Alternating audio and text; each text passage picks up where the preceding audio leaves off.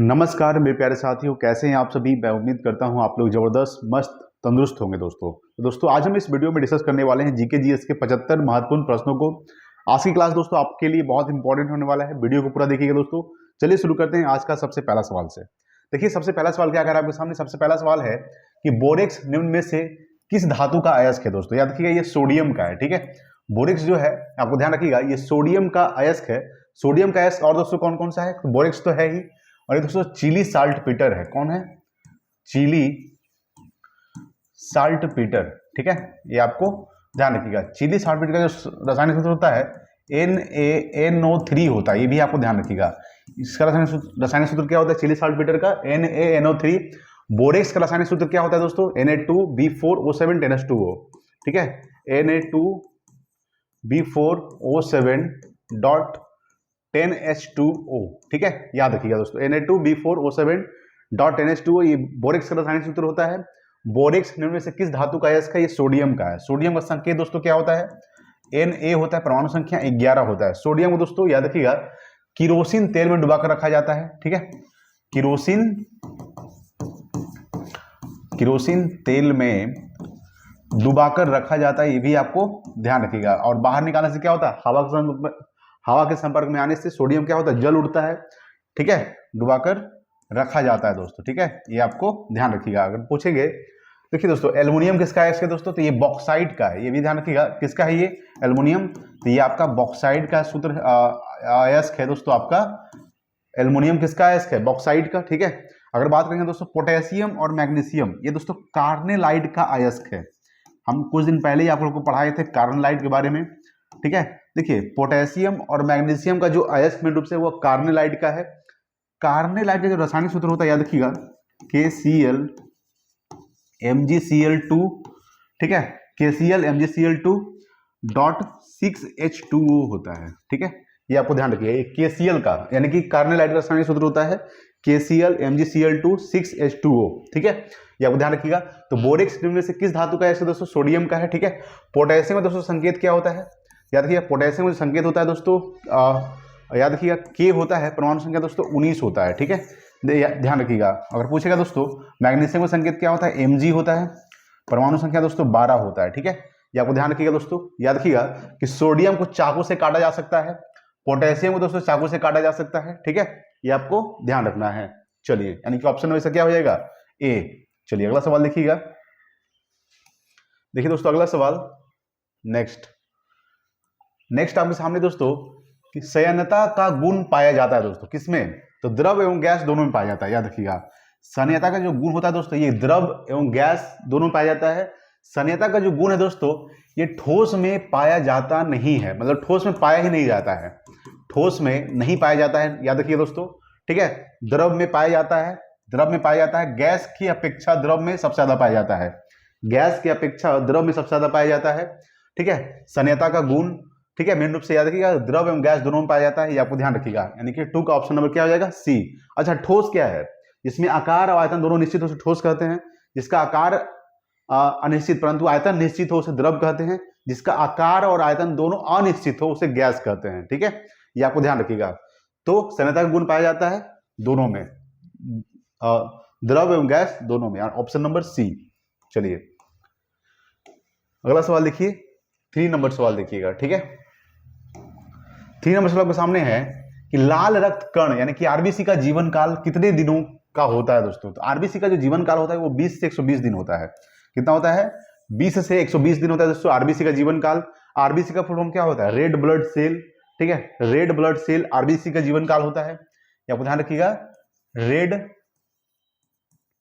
Blood cell, ठीक है।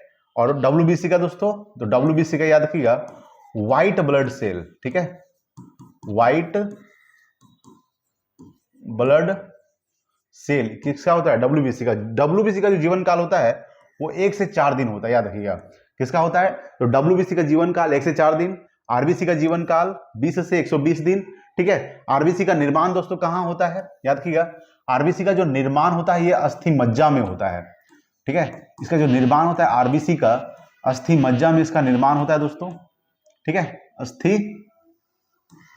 अस्थि मज्जा, ठीक है। ये आपको ध्यान रखिएगा दोस्तों, अस्थि मज्जा, ठीक है। अस्थि मज्जा में इसका निर्माण होता है किसका? आरबीसी का। और लाल रक्तकण आरबीसी का जीवन काल कितने दिनों का होता है? तो 20 से 120 दिन का होता है। डब्ल्यूबीसी का जीवन काल 1 से 4 दिन का होता है, ठीक है। ये आपको ध्यान रखना है। चलिए देखिए अगला सवाल, 4 नंबर सवाल देखिएगा, ऑटो वाहन, ठीक है।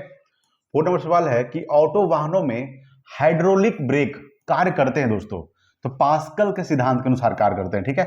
ये आपको ध्यान रखिएगा। ऑटो वाहन में जो हाइड्रोलिक ब्रेक होते हैं जो कार्य करता है, ये पास्कल सिद्धांत के अनुसार कार्य करता है दोस्तों, ठीक है। याद रखिए, जैसे बात करेंगे कि हाइड्रोलिक ब्रेक हो गया, हाइड्रोलिक लिफ्ट हो गया दोस्तों, एक आपका याद रखिएगा हाइड्रोलिक लिफ्ट, ठीक है। हाइड्रोलिक लिफ्ट जो है दोस्तों, ये आपका लिफ्ट, ठीक है, ये भी आपका किस पे कार्य करता है? तो पास्कल सिद्धांत के अनुसार काम करता है, ठीक है। ये आपको ध्यान रखिए, यानी कि ऑप्शन नंबर 4 का ए हो जाएगा। चलिए आगे बात करेंगे, देखिए अगला 5 नंबर सवाल। देखिए दोस्तों 5 नंबर सवाल आपके सामने है कि निम्नलिखित में से कौन एक अदिश राशि है? अदिश राशि पूछ रहा है दोस्तों, ठीक है। तो अदिश राशि दोस्तों आपका द्रव्यमान हो जाएगा। क्या हो जाएगा? द्रव्यमान। क्या दोस्तों? ये आपका अदिश राशि है। देखिए अदिश राशि किसे कहते हैं, ठीक है, जिसका दोस्तों जिसका परिमाण के साथ साथ क्या हो? दिशा भी हो, ठीक है। जिसमें क्या अदिश राशि में क्या होता है? जिसमें परिमाण के साथ साथ दिशा भी हो उसे सदिश राशि कहते हैं। जिसमें केवल परिमाण हो, ठीक है, दिशा नहीं, उसे क्या कहते हैं? अदिश राशि, ठीक है। जैसे कि अदिश राशि में क्या होता है? केवल परिमाण होता है, ठीक है। इसमें क्या होता है? परिमाण होता है, दिशा नहीं होता है। किसमें?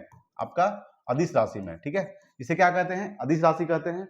सदिश राशि परिमाण के साथ साथ दिशा भी होता है, उसे क्या कहेंगे? सदिश राशि। जैसे सदिश राशि एग्जांपल, संवेग क्या है दोस्तों? ये सदिश राशि। वेग क्या है? सदिश राशि है। कोणीय संवेग क्या है? ये सदिश राशि है। लेकिन द्रव्यमान क्या है दोस्तों? ये अदिश राशि है, ठीक है। अदिश राशि कैसे कि द्रव्यमान एक मास है दोस्तों, मास, द्रव्यमान को इंग्लिश में क्या बोलते हैं? मास बोलते हैं दोस्तों, ठीक है। ये आपको ध्यान रखिएगा। ऐसा कोई दिशा है क्या द्रव्यमान का? ठीक है, कुछ नहीं है, यानी ये क्या हो जाएगा? आपका अदिश राशि हो जाएगा, ठीक है। यानी 5 का ऑप्शन नंबर सी हो जाएगा, ठीक है। ये आपको ध्यान रखिएगा। चलिए आगे बात करेंगे, देखिए अगला सवाल 6 नंबर। 6 आपके सामने है कि निम्न में से किसके कारण पृथ्वी सूर्य के चारों ओर चक्कर लगाती है? किसके कारण? तो परिक्रमण के कारण, ठीक है। याद रखिएगा, यानी किसके कारण पृथ्वी सूर्य के चारों चक्कर लगाती है? तो परिक्रमण के कारण पृथ्वी जो है सूर्य के चारों चक्कर लगाती है। और क्या होता है? ऋतु परिवर्तन होता है। पृथ्वी जब सूर्य के चारों चक्कर लगाती है तो ऋतु परिवर्तन होता है, ठीक है। याद रखिएगा। बात करेंगे जब घूर्णन होता है दोस्तों, घूर्णन ये क्या होता है? दिन रात होता है। जब घूर्णन होता है तो क्या होता है? दिन और रात होती है दोस्तों। दिन और रात जो होता है ये घूर्णन के कारण होता है। दिन और रात जो होता है, आपका ध्यान रखिएगा, घूर्णन के कारण। और परिक्रमण के कारण दोस्तों क्या होता है? ऋतु परिवर्तन होता है। ऋतु परिवर्तन, ठीक है, यानी कि मौसम परिवर्तन होता है, ठीक है, परिक्रमण के कारण, ठीक है। ये आपको ध्यान रखिएगा। तो किसके कारण पृथ्वी सूर्य के चारों ओर चक्कर लगाती है? परिक्रमण के कारण, ठीक है। यानी 6 का ऑप्शन नंबर बी हो जाएगा। देखिए अगला सवाल 7 नंबर सवाल देखिएगा। 7 नंबर सवाल आपके सामने है कि सूची 1 को सूची 2 के साथ सम्मिलित कीजिए, ठीक है। याद रखिएगा, जी मार्कोनी, देखिए दोस्तों ये इन्होंने रेडियो खोज किया था, जी मार्कोनी ने। जे अल्बर्ट ने दोस्तों टेलीविजन का आविष्कार किया था, ठीक है। अलेक्जेंडर ग्राहम बेल ने दोस्तों टेलीफोन का आविष्कार किए थे, याद रखिएगा। और थॉमस अल्वा एडिसन ने ग्रामोफोन का आविष्कार किए थे। ऐसे इन्होंने थॉमस अल्वा एडिसन ने बल्ब का आविष्कार किए हैं, ये भी ध्यान रखिएगा। और ग्रामोफोन का आविष्कार कौन किए थे? थॉमस अल्वा एडिसन ने। अलेक्जेंडर ग्राहम बेल ने दोस्तों टेलीफोन का आविष्कार किए थे, आपको ध्यान रखिएगा। जे अल्बर्ट ने टेलीविजन का आविष्कार किए हैं और जी मार्कोनी ने रेडियो का आविष्कार किया है दोस्तों, ठीक है। ये आपको ध्यान रखिएगा दोस्तों। चलिए आगे बात करेंगे, देखिए 8 नंबर सवाल, लार की प्रकृति कैसी होती है?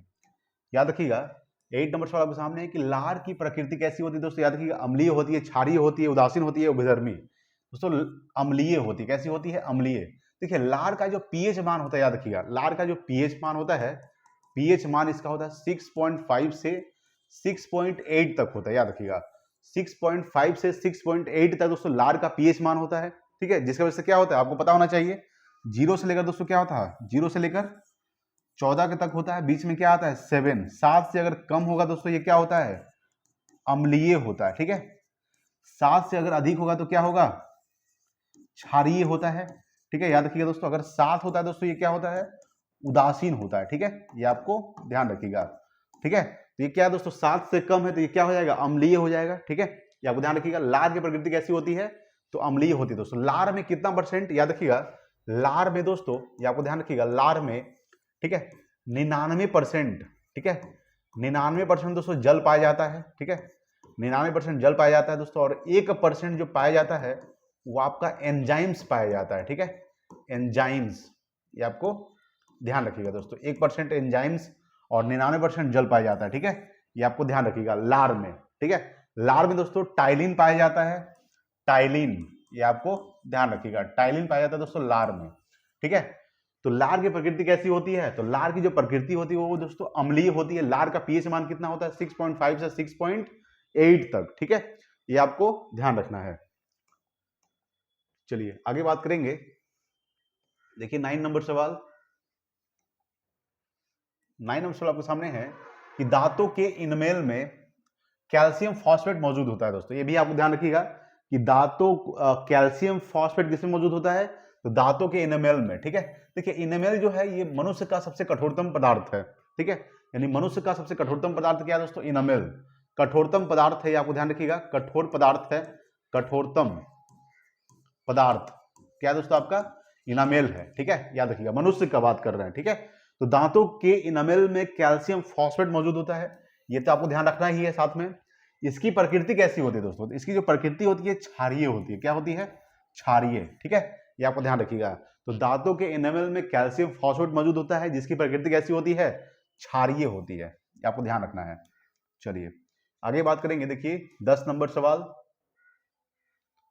10 नंबर सवाल आपके सामने है कि मोमबत्ती के हवा में जलने पर बनने वाला उत्पादन नहीं है। यानी जब मोमबत्ती के हवा में जलता है, ठीक है, जब मोमबत्ती जल जाता है तो क्या क्या उत्पादन, मतलब क्या क्या बनता है, कार्बन मोनोऑक्साइड बनता है दोस्तों, कार्बन डाइऑक्साइड बनता है, कालिख के रूप में कार्बन बनता है, नाइट्रोजन जो है दोस्तों नहीं बनता है। ठीक है, ये आपको ध्यान रखिएगा। तो मोमबत्ती के हवा में जलने पर बनने वाला उत्पादन नहीं है, नाइट्रोजन नहीं है, बल्कि कार्बन मोनोऑक्साइड दोस्तों CO, कार्बन डाइऑक्साइड दोस्तों CO2 बनता है। ठीक है, ये आपको ध्यान रखिएगा, और कालिख के रूप में कार्बन बनता है। ठीक है, ये आपको ध्यान रखिएगा। ऑप्शन नंबर ए हो जाएगा, नाइट्रोजन नहीं बनता। नाइट्रोजन का संख्या दोस्तों N होता है, परमाणु संख्या 7 होता है दोस्तों। वायुमंडल में सबसे ज्यादा कौन सा पाया जाता है दोस्तों, वायुमंडल सबसे ज्यादा दोस्तों याद रखिएगा, वायुमंडल में अगर पूछेगा सबसे ज्यादा कौन सा तत्व पाया जाता है तो आपका नाइट्रोजन पाया जाता है दोस्तों। नाइट्रोजन कितना परसेंट पाया जाता है, तो 78%। ठीक है, 78% नाइट्रोजन पाया जाता है। ऑक्सीजन पूछेगा, ऑक्सीजन कितना परसेंट पाया जाता है, तो ऑक्सीजन याद रखिएगा 21%। ठीक है दोस्तों, आर्गन दोस्तों कितना परसेंट पाया जाता है, 0 याद रखिएगा 0.93% आर्गन पाया जाता है दोस्तों। कार्बन डाइऑक्साइड कितना परसेंट पाया जाता है, 0.03% पाया जाता है। ठीक है, ये आपको ध्यान रखना दोस्तों। ठीक है, चलिए आगे बात करेंगे। देखिए 11 नंबर सवाल, देखिए 11 के सामने है कि निम्नलिखित कथनों में से कौन सही पूछ रहा है। ठीक है, देखिए सभी धातु तन्य है, ये दोस्तों आपका गलत है। ठीक है, सभी धातु तन्य नहीं हो सकती है। ठीक है, सभी अधातुएं तन्य होती है, नहीं दोस्तों, अधातुएं जो होती है वो तन्य होती ही नहीं है। ठीक है, ये आपको ध्यान रखिएगा। समानता धातुएं तन्य होती है, ये आपको सही हो जाएगा दोस्तों। ऑप्शन नंबर सी आपका सही है। ठीक है, देखिए समानता धातुएं जो होती है तन्य होती है, और समानता धातुएं तन्य नहीं भी होती है, जैसे कि सोडियम। ठीक है दोस्तों, वो तन्य धातु नहीं है। ठीक है, ये आपको ध्यान रखिएगा। ठीक है, तो ऑप्शन नंबर सी आपको क्या हो जाएगा, सही हो जाएगा। ये एक पॉइंट याद रखिएगा कि अधातुएं जो होती है, अधातु, ठीक है, ये तन्य नहीं होती है, तन्य नहीं होती है। ठीक है, नहीं होती है, ये आपको ध्यान रखिएगा दोस्तों। ठीक है, ठीक है, और कुछ धातु जो होती है वो भी तन्य नहीं होती है। ठीक है, ये भी ध्यान रखिएगा कि कुछ धातु तन्य नहीं होती है। ठीक है, जैसे कि बात करेंगे सोडियम। ठीक है दोस्तों, इसका एग्जांपल में क्या हो जाएगा, सोडियम। ठीक है, ये आपको ध्यान रखिएगा, सोडियम क्या है, तन्य नहीं है।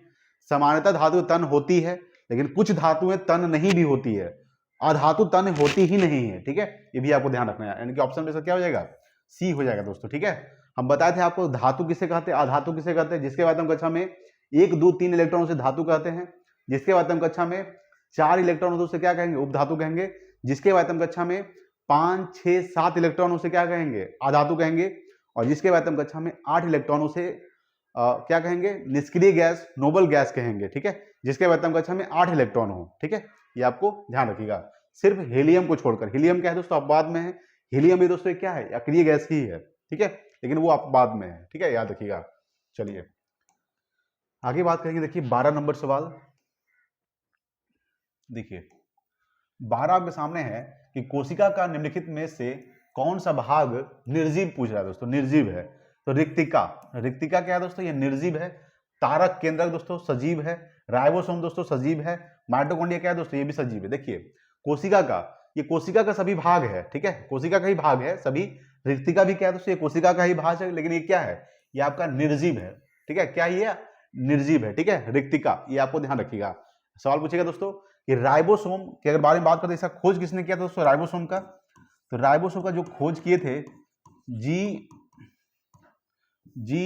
पैलार्ड ने किए थे, ठीक है, याद रखिएगा, जी पैलेड ने किए थे, ठीक है, ये आपको ध्यान रखिएगा दोस्तों। राइबोसोम क्या कहा जाता है, तो राइबोसोम को प्रोटीन की फैक्ट्री कहा जाता है, ठीक है, याद रखिएगा। प्रोटीन की फैक्ट्री किसे कहा जाता है, तो प्रोटीन की फैक्ट्री, ठीक है, याद रखिएगा, प्रोटीन की फैक्ट्री जो कहा जाता है ये आपका राइबोसोम को कहा जाता है। माइटोकॉन्ड्रिया खोज किसने किया था दोस्तों, तो माइटोकॉन्ड्रिया खोज किए थे अल्टमैन, ठीक है, याद रखिएगा, अल्टमैन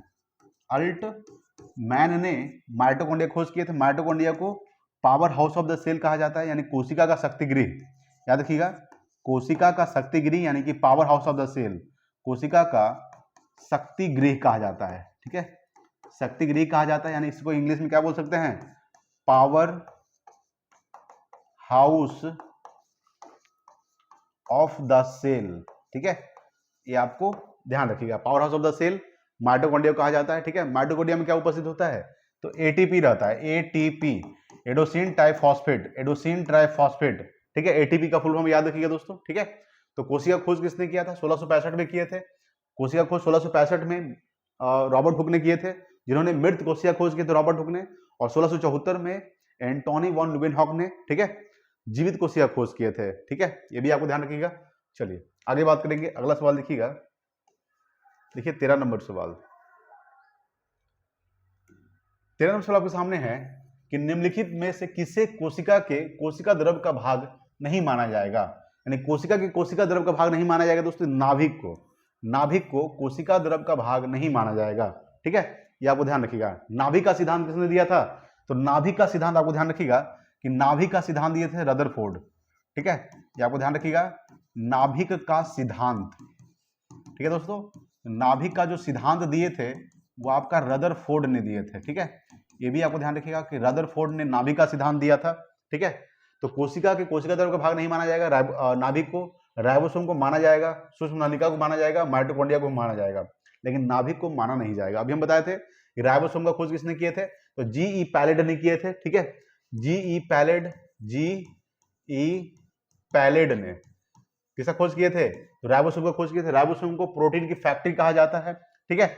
माइटोकॉन्ड्रिया को अल्टमैन ने खोज किए थे, किसने किया था, अल्टमैन, ठीक है, अल्टमैन ने माइटोकॉन्ड्रिया खोज किए थे। माइटोकॉन्ड्रिया को power house of the cell कहा जाता है, इसमें क्या उपस्थित होता है, तो एटीपी, एडोसिन ट्राइफॉस्फेट, ठीक है, ये आपको ध्यान रखिएगा। चलिए आगे बात करते हैं, देखिए अगला 14 नंबर सवाल। 14 आपके सामने है कि धमनी और सीरा में रक्त का पीएच मान होता है, क्या होता है, तो सीरा में दोस्तों क्या होता है, सीरा में अधिक होता है और धमनी में कम होता है, ठीक है। धमनी और सीरा में जो रक्त का पीएच मान होता है, सीरा में अधिक होता है दोस्तों, लेकिन धमनी में रक्त का जो पीएच मान होता है वो कम होता है, ठीक है, ये आपको ध्यान रखिएगा। अच्छा, पीएच मान का खोज किसने किया था, पीएच का जो खोज किए थे इसका फुल फॉर्म क्या होता है, पावर ऑफ हाइड्रोजन, क्या होता है, पावर ऑफ हाइड्रोजन, ठीक है, ये आपको ध्यान रखिएगा। इसका खोज किए थे, पीएच का जो खोज किए थे, ये आपको ध्यान रखिएगा, खोज किसने किया था, तो सोरेनसन ने किए थे, ठीक है, सोरेनसन, ठीक है, ये आपको ध्यान रखिएगा, सोरेनसन इसका खोज किया था। पावर ऑफ हाइड्रोजन इसका फुल फॉर्म होता है दोस्तों, सीरा में अधिक होता है और धमनी में कम होता है, ठीक है। रक्त का पीएच मान, रक्त का जो पीएच मान होता है मेन रूप से याद रखिएगा, किसमें होता, कितना होता है, तो 7.4 होता है दोस्तों रक्त का पीएच मान। ये क्या होता है, तो क्षारीय होता है, क्या होता है, क्षारीय, ठीक है, ये आपको ध्यान रखिएगा। 7 से कम होगा तो अम्लीय और 7 से अधिक होगा तो क्षारीय, ठीक है। चलिए आगे बात करेंगे, देखिए 15 नंबर सवाल। 15 आपके सामने है कि निम्नलिखित में से कौन सी वास्तविक रूप से मछली है। मछली पूछ रहा है। देखिए स्टार फिश दोस्तों मछली नहीं है, ये इकाई नो डर्म संघ का प्राणी है। ठीक है, इकाई नो डर्म संघ का प्राणी है। ठीक है, ये आपको ध्यान रखिएगा। ठीक है दोस्तों, ये मछली नहीं है, स्टार फिश मछली नहीं है, जेली फिश भी दोस्तों मछली नहीं है, डॉग फिश भी मछली नहीं है, समुद्री घोड़ा दोस्तों क्या है, ये आपका मछली है। ठीक है, यानी कि ऑप्शन नंबर डी हो जाएगा। ये देखिएगा अगर सब में फिश लगा हुआ दोस्तों, ये मछली है, मछली नहीं है। ठीक है, ऑप्शन में दिया रहेगा समुद्री घोड़ा, जैसे मारिएगा समुद्री घोड़ा क्या है दोस्तों, ये मछली है, यानी वास्तविक रूप से मछली है समुद्री घोड़ा। इस समुद्री घोड़ा को दोस्तों हिप्पोकैम्पस भी कहते हैं। क्या कहते हैं? हिप्पोकैम्पस। ठीक है, इसका हिप्पोकैम्पस नाम होता है समुद्री घोड़ा का। ठीक है, ये आपको ध्यान रखिएगा। चलिए आगे बात करेंगे। देखिए 16 नंबर सवाल। 16 नंबर सवाल आपके सामने है कि जंपिंग जीन के सिद्धांत का प्रतिपादन किसने किया था। दोस्तों किसने किया था? याद रखिए दोस्तों, बारबरा। ठीक है, किसने किया था? बारबरा मैक्लियांटाक।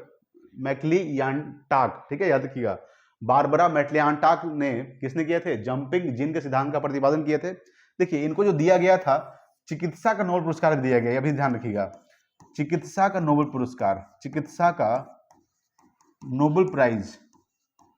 ठीक है, ये आपको ध्यान रखिएगा, किनको दिया गया है, किनको दिया गया है? तो बारबरा मैक्लियांटाक को दिया गया। ठीक है, अच्छा वाटसन और क्रिक ने दोस्तों क्या किए थे? तो डीएनए का डबल हेलिक्स मॉडल दिया था। ठीक है, याद रखिएगा, डीएनए का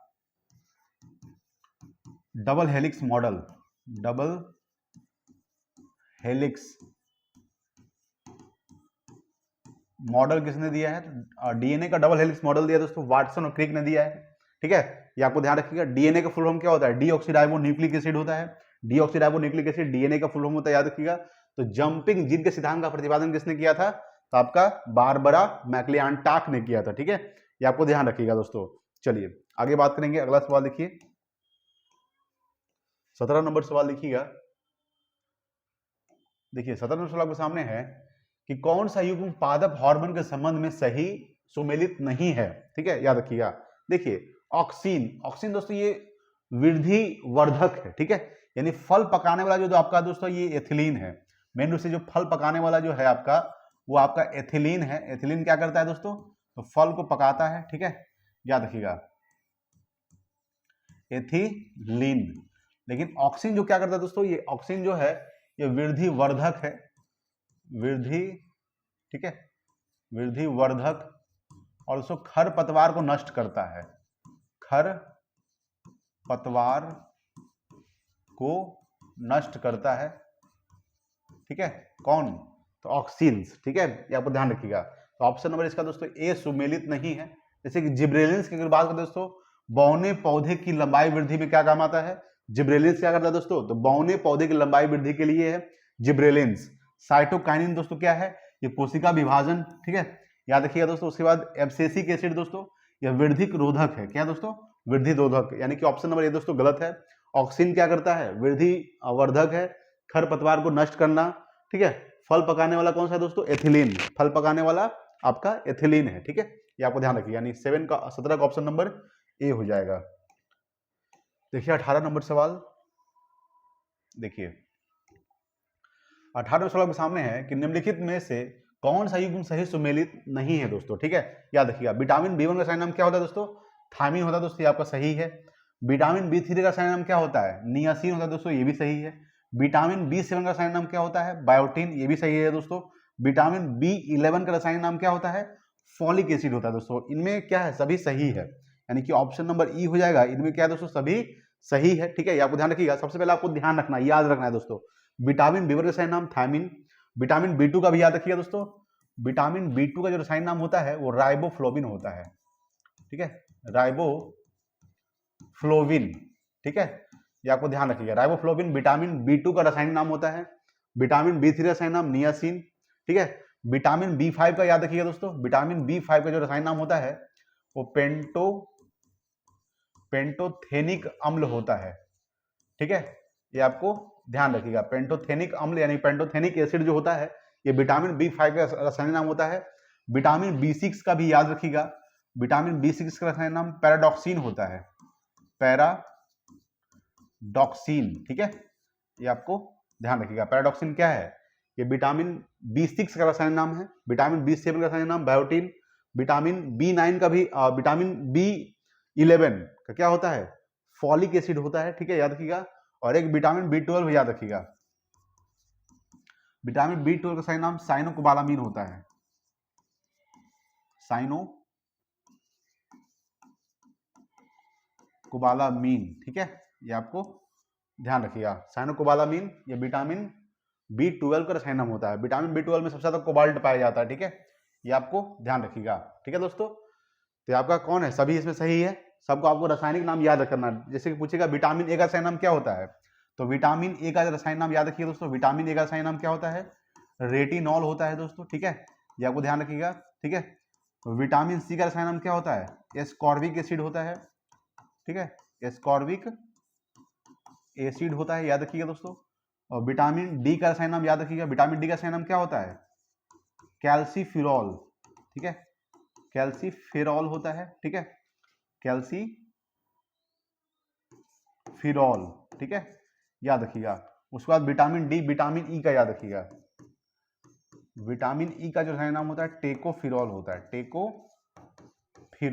ठीक है, ये आपको ध्यान रखिएगा। विटामिन ई का रासायनिक नाम टेकोफिरॉल। ठीक है, तो ये आपको ध्यान रखना है। चलिए अगला सवाल लिखते हैं। 19 नंबर सवाल देखिए। देखिए दोस्तों, 19 नंबर सवाल 19 आपके सामने है कि 1857 के विद्रोह के दौरान दिल्ली में सैन्य नेतृत्व किसने किया था? जो सैन्य नेतृत्व किए थे वो बक्कत खान ने किए थे। देखिए यहाँ पे सैन्य नेतृत्व की बात कर रहा है। ठीक है, लेकिन सवाल पूछेगा कि 1857 के विद्रोह के दौरान दिल्ली में विद्रोह का नेतृत्व कौन किए थे? तो विद्रोह का जो नेतृत्व किए थे वो बहादुर शाह द्वितीय ने किए थे। कौन किए थे? दिल्ली में विद्रोह का नेतृत्व किए थे बहादुर शाह जफर। दिल्ली से, ठीक है, दिल्ली से विद्रोह का नेतृत्व, ठीक है, विद्रोह का जो नेतृत्व किए थे वो कौन किए थे? ये आपको ध्यान रखिएगा, वो आपका किए थे बहादुर शाह द्वितीय ने किए थे। बक्कत खां दोस्तों याद रखिएगा, ये दिल्ली में सैन्य विद्रोह का नेतृत्व किए थे। ठीक है, मौलवी अहमदुल्ला दोस्तों याद रखिएगा, इन्होंने फैजाबाद से विद्रोह का नेतृत्व किए थे। फैजाबाद, ठीक है, फैजाबाद से विद्रोह का नेतृत्व किए थे। ठीक है, ये आपको ध्यान रखिएगा दोस्तों। अगर सवाल पूछेगा कि तात्या टोपे दोस्तों कहां से विद्रोह का नेतृत्व किए थे, तो विद्रोह का नेतृत्व कानपुर से किए थे तात्या टोपे। ठीक है, याद रखिएगा। कानपुर से कौन कौन थे? कानपुर से तात्या टोपे थे और कानपुर से कौन थे? नाना साहेब। ठीक है, इनके बारे में भी ध्यान रखिएगा, नाना साहेब। ठीक है, ये आपको ध्यान रखिएगा दोस्तों। ठीक है, सवाल पूछेगा दोस्तों कि 1857 क्रांति का तात्कालिक कारण क्या था? तो इसका चर्बी वाले कारतूस था। क्या था? चर्बी वाले कारतूस। ठीक है, ये आपको ध्यान रखिएगा दोस्तों। चर्बी वाले कारतूस यानी कि गाय का चर्बी और सुअर का चर्बी, ठीक है, राइफल के ऊपर लगा हुआ था, जिसकी वजह से दांत से क्या करना था? उसको खींचना था। ठीक है दोस्तों, इसी तरह से आपको ध्यान रखिएगा। सवाल पूछेगा दोस्तों कि 1857 क्रांति का किसके समय में हुआ था? तो लॉर्ड कैनिंग के समय में हुआ था। यह भी ध्यान रखिएगा, लॉर्ड कैनिंग के समय में हुआ था। ठीक है, ये आपको ध्यान रखिएगा दोस्तों। सबसे पहले जो फांसी दिया गया था इसमें मेन रूप से किनको दिया गया था? मंगल पांडे को दिया गया था। मंगल पांडे 34वीं रेजिमेंट से संबंधित थे। ठीक है, कौन सा रेजिमेंट? तो 34वीं रेजिमेंट। ये भी एग्जाम में सवाल पूछता है। ठीक है, ये आपको ध्यान रखिएगा दोस्तों। मंगल पांडे को जो फांसी दिया गया था वो 8 अप्रैल 1857 को दिया गया था। ठीक है, याद रखिएगा, 8 अप्रैल 1857 को इनको फांसी दे दिया गया था, क्योंकि मंगल पांडे ने 2 अंग्रेजों को गोली मारा था। ठीक है, जिसकी वजह से इनको फांसी दे दिया गया था 8 अप्रैल 1857 को। ठीक है, ये आपको ध्यान रखिएगा दोस्तों। बिहार से विद्रोह का नेतृत्व कौन किए थे? बाबू कुंवर सिंह किए थे। झांसी से कौन किए थे? रानी लक्ष्मीबाई। ठीक है, लखनऊ से बेगम हजरत महल किए थे विद्रोह का नेतृत्व। ठीक है, ये आपको ध्यान रखिएगा। ठीक है दोस्तों, चलिए आगे बात करेंगे। देखिए अगला सवाल 20 नंबर सवाल देखिएगा। 20 आपके सामने है कि भारतीय राष्ट्रीय कांग्रेस का द्वितीय अधिवेशन कहां हुआ था दोस्तों। सबसे पहले बात करेंगे कि जो द्वितीय अधिवेशन हुआ था वो कलकत्ता में हुआ था। कब हुआ था द्वितीय अधिवेशन? तो 1896 में हुआ था। ठीक है, और द्वितीय अधिवेशन के जो अध्यक्षता किए थे, द्वितीय अधिवेशन के जो अध्यक्षता किए थे, अध्यक्षता याद रखिएगा, अध्यक्षता कौन किए थे? तो आपका अध्यक्षता याद रखिए दोस्तों, दादा भाई नौरोजी ने किए थे, दादा भाई नौरोजी ने किए थे। ठीक है, ये आपको ध्यान रखिएगा। दादा भाई नौरोजी को grand old man of India कहा जाता है। ठीक है, grand old man of India. Poverty and un British rule in India किसकी पुस्तक है? तो poverty and un British rule in India दादा भाई नौरोजी की ही पुस्तक का नाम है। ठीक है, ये भी आपको ध्यान रखिएगा। प्रथम जो अधिवेशन हुआ था वो बंबई में हुआ था। ठीक है, वो 1885 में हुआ था। प्रथम अधिवेशन कब हुआ था? यानी भारतीय राष्ट्रीय कांग्रेस का प्रथम अधिवेशन वो कब हुआ था? वो आपका 1885 में हुआ था। ठीक है, 1885 में हुआ था। और ये कहाँ हुआ था? तो बंबई में हुआ था। और इसके अध्यक्षता कौन किए थे? प्रथम अधिवेशन के अध्यक्षता, ठीक है, तो वोमेश चंद्र बनर्जी ने किए थे। कौन किए थे? वोमेश चंद्र बनर्जी किए थे। ठीक है, ये आपको ध्यान रखिएगा दोस्तों। तो भारतीय राष्ट्रीय कांग्रेस का स्थापना कब हुआ था दोस्तों? इसका जो स्थापना हुआ याद रखिएगा 28 दिसंबर 1885 को हुआ है। ठीक है, ये आपको ध्यान रखिएगा, 28 दिसंबर 1885 को इसका स्थापना हुआ था। इसके जो संस्थापक थे ये आपको ध्यान रखिएगा, संस्थापक कौन थे? ए ओ होम थे। ठीक है, ये आपको ध्यान रखिएगा दोस्तों। तो भारतीय राष्ट्रीय कांग्रेस का स्थापना किसने किया था? तो ए ओ होम ने किए थे। इसका स्थापना 28 दिसंबर 1885 को हुआ था। ठीक है, ये आपको ध्यान रखना दोस्तों। भारतीय राष्ट्रीय कांग्रेस का द्वितीय अधिवेशन कहाँ हुआ था? कोलकाता में हुआ था। कब हुआ था? 1896 में हुआ था। ठीक है, ये आपको ध्यान रखिएगा, द्वितीय अधिवेशन। ठीक है, सॉरी 1886 दोस्तों, 96 नहीं बल्कि 86। ठीक है, 1886 में हुआ था द्वितीय अधिवेशन।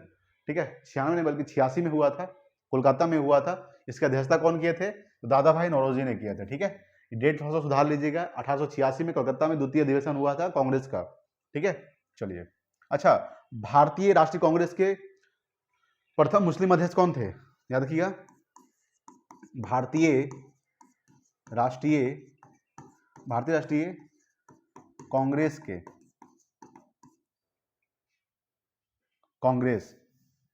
ठीक है, याद रखिएगा, कांग्रेस के प्रथम मुस्लिम अध्यक्ष कौन थे? प्रथम मुस्लिम अध्यक्ष कौन थे? तो प्रथम मुस्लिम अध्यक्ष अगर पूछेगा तो बदरुद्दीन तैयबजी थे। कौन थे? बदरुद्दीन तैयबजी। बदरुद्दीन तैयबजी।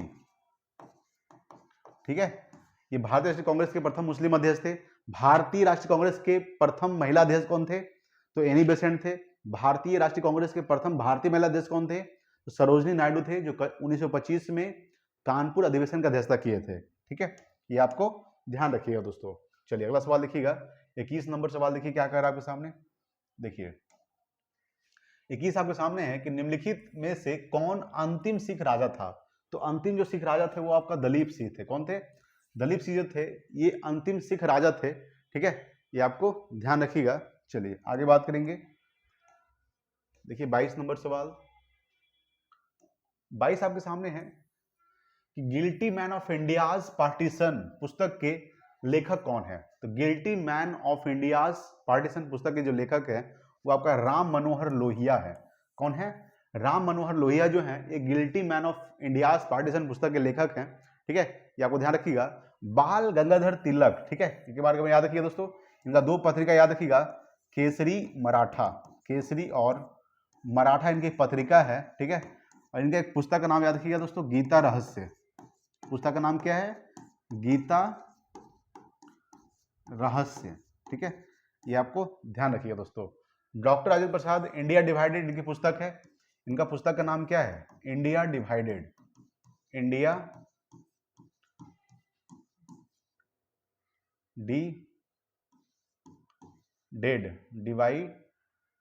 India divided. ठीक है, ये आपको ध्यान रखिएगा। एनी बेसेंट के पत्रिका का नाम क्या है दोस्तों? न्यू इंडिया और एक आपका कॉमनवेल्थ इनकी पत्रिका है, कॉमनवेल्थ। भारतीय राष्ट्रीय कांग्रेस की प्रथम महिला अध्यक्ष, तो भारतीय राष्ट्रीय कांग्रेस की प्रथम महिला अध्यक्ष कौन थी? Annie Besant. भारतीय राष्ट्रीय कांग्रेस की प्रथम भारतीय महिला अध्यक्ष सरोजिनी नायडू। ठीक है, ये आपको ध्यान रखिएगा। चलिए आगे बात करेंगे 23 नंबर सवाल। देखिए 23 नंबर सवाल, 23 आपके सामने है कि नील किसान विद्रोह किस वर्ष हुआ था दोस्तों। तो ये 1800, याद रखिएगा 1859-60 में हुआ था। 1859-60 में कौन सा विद्रोह हुआ था? नील किसान विद्रोह हुआ था। 1822 में कौन सा विद्रोह हुआ था? तो रामोसी विद्रोह हुआ था, रामोसी विद्रोह। ठीक है, रामोसी विद्रोह कब हुआ था दोस्तों? ये आपको ध्यान रखिएगा, रामोसी विद्रोह हुआ था आपका 1822 में हुआ था। 1859-60 में नील किसान विद्रोह हुआ था। 1855-56 में दोस्तों याद रखिएगा संथाल विद्रोह हुआ था। कौन सा विद्रोह? संथाल विद्रोह दोस्तों याद रखिएगा, बहुत इंपॉर्टेंट है। ठीक है, इसका जो नेतृत्व किए थे सिद्धू एवं कान्हू ने किए थे। संथाल विद्रोह का नेतृत्व कौन किए थे? सिद्धू कान्हू, सिद्धू और कान्हू। ठीक है, ये आपको ध्यान रखिएगा। 1899-90 में कौन सा हुआ था? तो मुंडा विद्रोह हुआ था। मुंडा विद्रोह को ही दोस्तों उलगुलान विद्रोह बोलते हैं। मुंडा विद्रोह हुआ था आपका, इसी को दोस्तों क्या बोलते हैं? उलगुलान विद्रोह, उलगुलान विद्रोह हुआ था। ठीक है, इसका जो नेतृत्व किए थे बिरसा मुंडा ने किए थे। ठीक है, इस विद्रोह का नेतृत्व कौन थे? बिरसा मुंडा, बिरसा मुंडा किए थे। ये आपको ध्यान रखिएगा। तो 1899-1900 में कौन सा विद्रोह हुआ था? मुंडा विद्रोह, उलगुलान विद्रोह उसी को बोलते हैं। बिरसा मुंडा इसका नेतृत्व किए थे। 1855-56 में दोस्तों संथाल विद्रोह हुआ था, जिसका नेतृत्व कौन किए थे? सिद्धू और कान्हू ने किए थे। 1859-60 में नील किसान विद्रोह हुआ था। 1822 में रामोसी विद्रोह हुआ था। ठीक है, ये आपको ध्यान रखिएगा। चलिए अगला सवाल देखिएगा, 24 नंबर सवाल।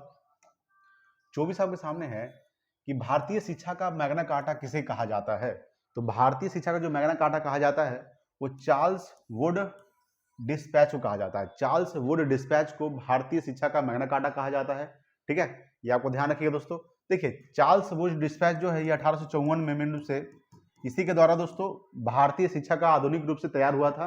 यानी भारतीय शिक्षा का जो आधुनिक रूपरेखा जो तैयार हुआ था, ठीक है, वो चार्ल्स वुड डिस्पैच के द्वारा 1854 में तैयार हुआ था। यानी भारतीय शिक्षा का भारतीय आधुनिक शिक्षा का रूपरेखा, भारतीय आधुनिक शिक्षा का रूपरेखा जो तैयार हुआ था, रूपरेखा, ठीक है, ये आपको ध्यान रखिएगा, तैयार हुआ है वो आपका चार्ल्स वुड डिस्पैच 1854 में भारतीय आधुनिक शिक्षा का रूपरेखा तैयार हुआ था। ठीक है, ये आपको ध्यान रखिएगा दोस्तों। आपको ध्यान रखना है कि भारतीय शिक्षा का मैग्ना कार्टा किसे कहा जाता है। तो भारतीय शिक्षा का मैग्ना कार्टा कहा जाता है चार्ल्स वुड डिस्पैच को। ठीक है, याद रखिएगा। चलिए आगे बात करेंगे। देखिए 25 नंबर सवाल। 25 नंबर सवाल क्या कह रहा है आपके सामने? 25 है कि बंगाल विभाजन के संदर्भ में किसने कहा था कि विभाजन हमारे ऊपर एक वज्र की तरह गिरा है। विभाजन हमारे ऊपर एक वज्र की तरह गिरा दोस्तों, किसने कहा था? तो सुरेंद्र नाथ बनर्जी ने कहे थे। किसने कहे थे? सुरेंद्र नाथ बनर्जी। ठीक है, ये आपको ध्यान रखिएगा। लाला लाजपत राय दोस्तों पंजाब केसरी के नाम से, लाला लाजपत राय पंजाब केसरी। ठीक है, ये आपको ध्यान रखिएगा दोस्तों। पूछेगा रविंद्रनाथ टैगोर दोस्तों जन गण मन की रचयिता कौन है? जन गण मन की रचयिता रविंद्रनाथ टैगोर है दोस्तों। ठीक है, जालियांवाला बाग हत्याकांड में रविंद्रनाथ टैगोर ने कौन सा उपाधि लौटा दिए थे? जो उपाधि लौटाए थे, याद रखिएगा, सर की उपाधि, सर की उपाधि, इसी को नाइटहुड की उपाधि भी बोलते हैं। सर की उपाधि या फिर नाइटहुड की उपाधि या नाइटहुड की उपाधि लौटा दिए थे। ठीक है, ये आपको ध्यान रखिएगा। ठीक है दोस्तों, तो बंगाल विभाजन दोस्तों मेन रूप से कब हुआ था? तो बंगाल विभाजन जो मेन रूप से हुआ था ये 1905 में हुआ था। ठीक है, ये आपको ध्यान रखिएगा। बंगाल विभाजन प्रभावी कब हुआ था?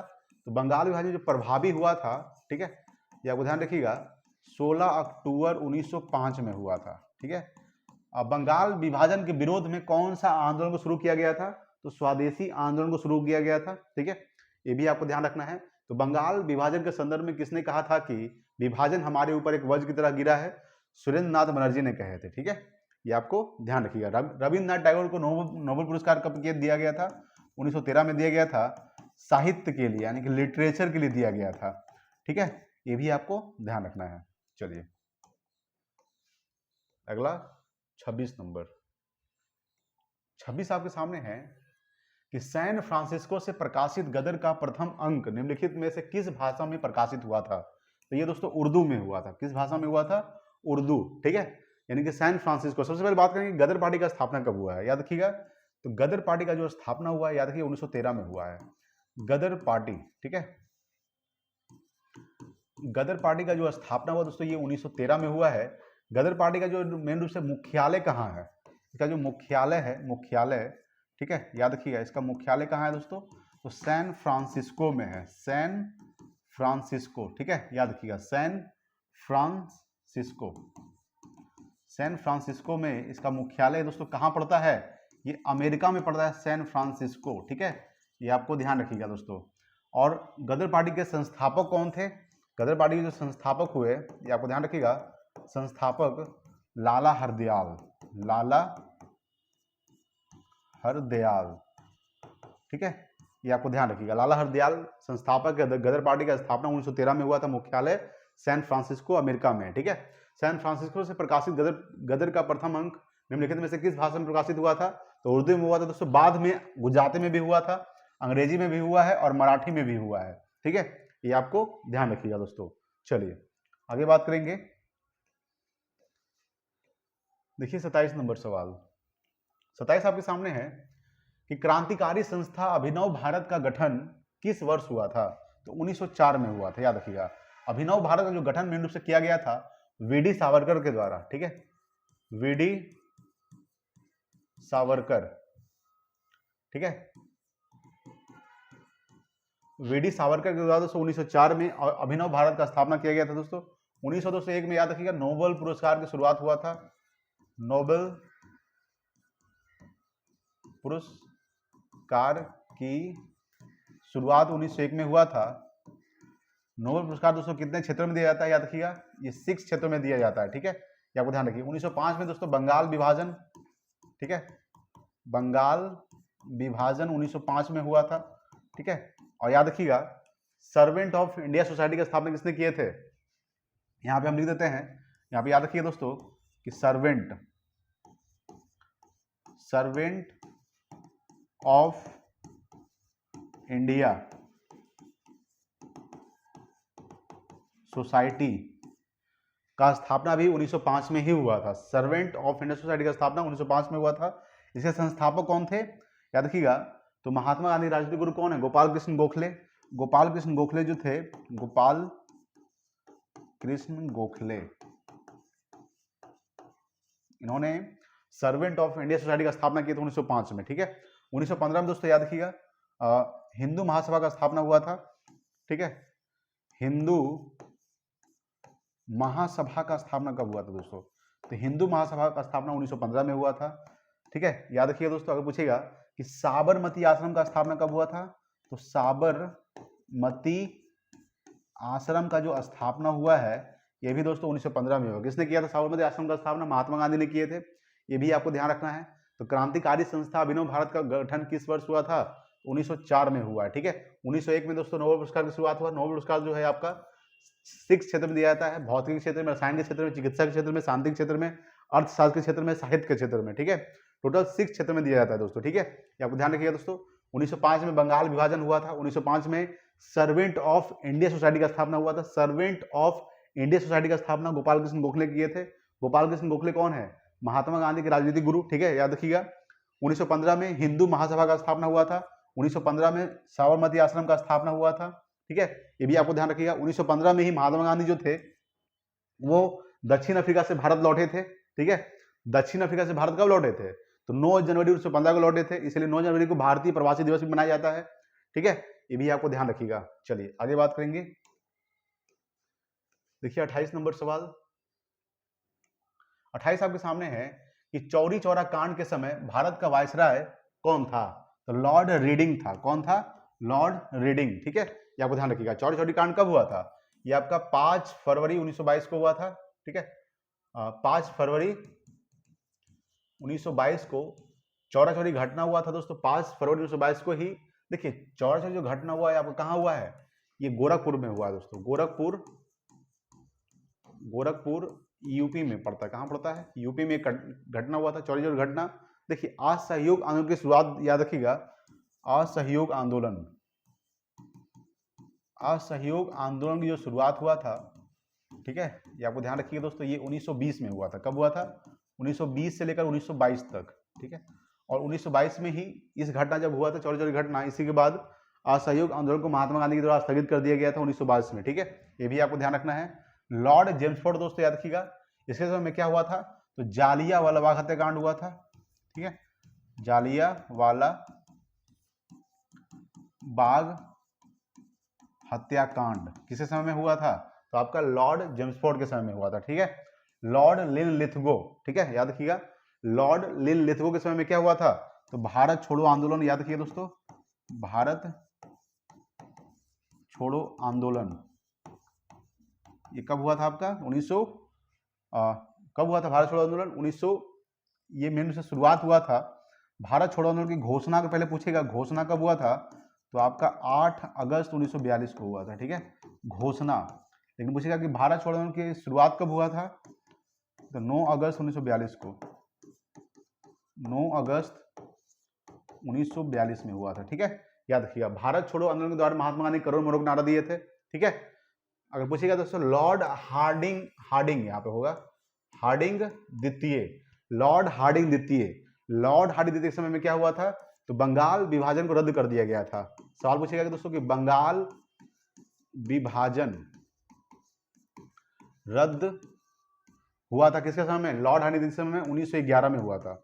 1911 में बंगाल विभाजन रद्द कर दिया गया था लॉर्ड हार्डिंग द्वितीय के द्वारा, ठीक है, ये आपको ध्यान रखना है। तो चौरी चौरा कांड के समय भारत का वायसराय कौन था? तो लॉर्ड रेडिंग था, ठीक है। चलिए आगे बात करेंगे।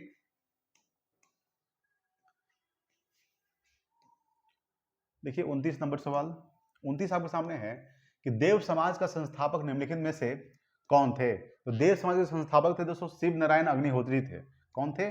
शिव नारायण अग्निहोत्री जो थे ये देव समाज के संस्थापक थे। देव समाज का जो स्थापना हुआ था याद रखिएगा, ये 1887 में हुआ था। कब हुआ था स्थापना दोस्तों? कब हुआ था इसका?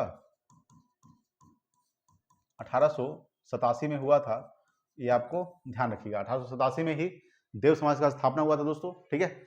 आर्य समाज का स्थापना किसने किए थे? आर्य समाज का स्थापना, ठीक है, याद रखिएगा, आर्य समाज, आर्य समाज का स्थापना दोस्तों 1875 में हुआ था, ठीक है, याद रखिए। 1875 में आर्य समाज का स्थापना हुआ था, दयानंद सरस्वती ने किए थे, ठीक है। ज्योतिबा फुले दोस्तों याद रखिएगा, ज्योतिबा फुले के द्वारा सत्य शोधक समाज का स्थापना किया गया था। सत्य शोधक समाज 1873 में किया गया था, ठीक है। सत्य शोधक समाज का स्थापना 1873 में ज्योतिबा फुले के द्वारा किया गया था। आत्माराम पांडुरंग के द्वारा याद रखिएगा, इन्होंने प्रार्थना समाज का स्थापना किए थे। प्रार्थना समाज का स्थापना हुआ था 1867 में हुआ था, ठीक है, याद रखिएगा। ज्योतिबा फुले के पुस्तक का नाम याद रखिएगा दोस्तों, गुलामगिरी। इनका एक पुस्तक का नाम याद रखिएगा, पुस्तक का नाम क्या है? गुलामगिरी, ठीक है, ये आपको ध्यान रखिएगा। तो देव समाज का संस्थापक कौन थे? शिव नारायण अग्निहोत्री थे, ठीक है। याद रखिए दोस्तों, राम कृष्ण मिशन का स्थापना कौन किए थे? तो राम कृष्ण मिशन, इसका स्थापना किए थे स्वामी विवेकानंद। स्वामी विवेकानंद जी किए थे। रामकृष्ण मिशन का स्थापना, इसका स्थापना 1897 में हुआ था, ठीक है, ये आपको ध्यान रखना है। चलिए अगला सवाल देखिएगा, 30 नंबर। 30 आपके सामने है कि स्वदेशी और बहिष्कार पहली बार किस आंदोलन के दौरान अपनाया गया था? तो स्वदेशी आंदोलन के दौरान अपनाया गया था, ठीक है, ये आपको ध्यान रखिएगा। देखिए विदेशी स्वदेशी और जो बहिष्कार आंदोलन था मेन रूप से ये पहली बार किस आंदोलन के दौरान अपनाया गया था? स्वदेशी आंदोलन। स्वदेशी जो आंदोलन हुआ था ये बंगाल विभाजन के विरोध में हुआ था, ठीक है। स्वदेशी आंदोलन की शुरुआत जो हुआ था याद रखिएगा, ये बंगाल विभाजन के विरोध में हुआ था। बंगाल विभाजन के विरोध में, ठीक है, विरोध में स्वदेशी आंदोलन का शुरुआत हुआ था, ठीक है, ये आपको ध्यान रखिएगा। अभी हम बताए थे कि असहयोग आंदोलन की शुरुआत 1920 में हुआ था और ये 1922 में इसको स्थगित कर दिया गया था महात्मा गांधी के द्वारा। तो चौरी चौरी घटना हुआ था 5 फरवरी 1922 को। उसके बाद दोस्तों चौरा चौरी घटना के बाद महात्मा गांधी ने असहयोग आंदोलन को स्थगित कर दिए थे। ठीक है, चौरा चौरी घटना 5 फरवरी 1922 को गोरखपुर उत्तर प्रदेश में हुआ था। ठीक है, जिसमें 22 पुलिसकर्मी मारे गए थे। होम रूल लीग आंदोलन दोस्तों कहाँ हुआ था? ये 1916 में हुआ था, मेन रूप से याद रखिएगा। ठीक है, खिलाफत आंदोलन दोस्तों याद रखिए 1919 में शुरुआत हुआ था, 1922 तक चला था खिलाफत आंदोलन। ठीक है, 1919 से लेकर 1922 तक, ये भी आपको ध्यान रखना है। खिलाफत आंदोलन दोस्तों बहुत इंपॉर्टेंट है। तो स्वदेशी और बहिष्कार पहली बार किस आंदोलन के दौरान अपनाया गया था? स्वदेशी आंदोलन। कब हुआ था ये? तो ये 1905 में हुआ था स्वदेशी आंदोलन। ठीक है, क्योंकि बंगाल विभाजन भी 1905 में हुआ था। ठीक है, तो बंगाल विभाजन के विरोध में ही स्वदेशी आंदोलन की शुरुआत किया गया था। बंगाल विभाजन को शुरू किसने किया था, यानी किसके समय शुरू किया गया था बंगाल विभाजन? तो लॉर्ड कर्जन के समय शुरू किया गया था बंगाल विभाजन। बंगाल विभाजन रद्द कब कर दिया गया था? तो 1911 में लॉर्ड हार्डिंग द्वितीय के समय में। ठीक है, ये भी आपको ध्यान रखिएगा। चलिए अगला सवाल देखते हैं, 31 नंबर सवाल देखिएगा।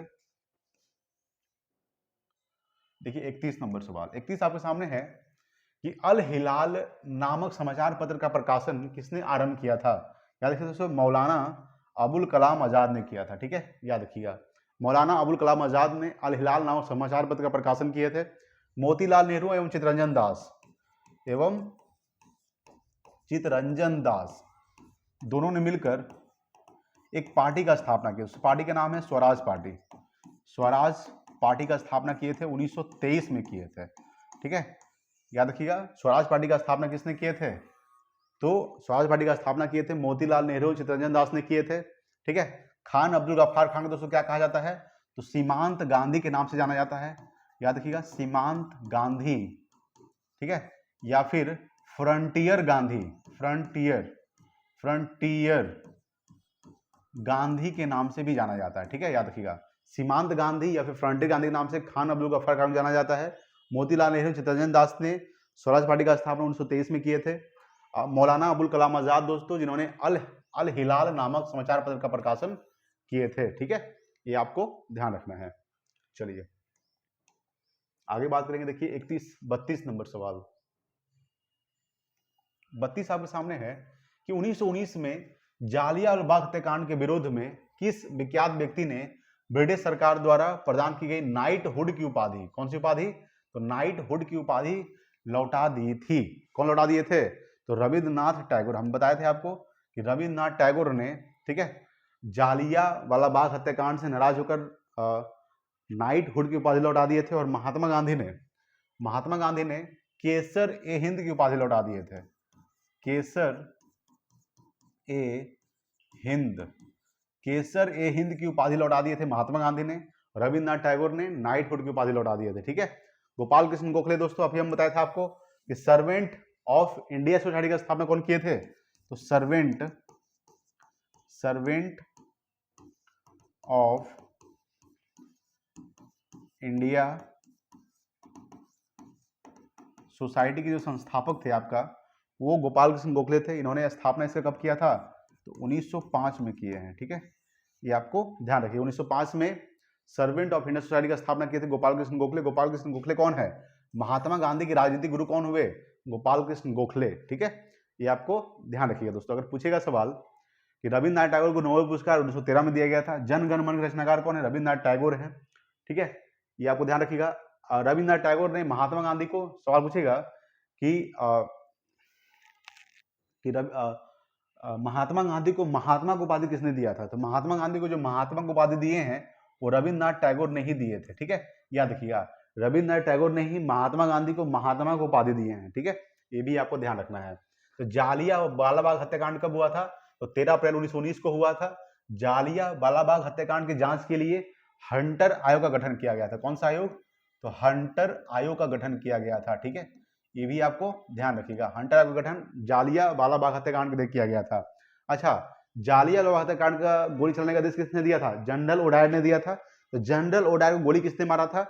तो जनरल ओडायर को गोली किसने मारा था?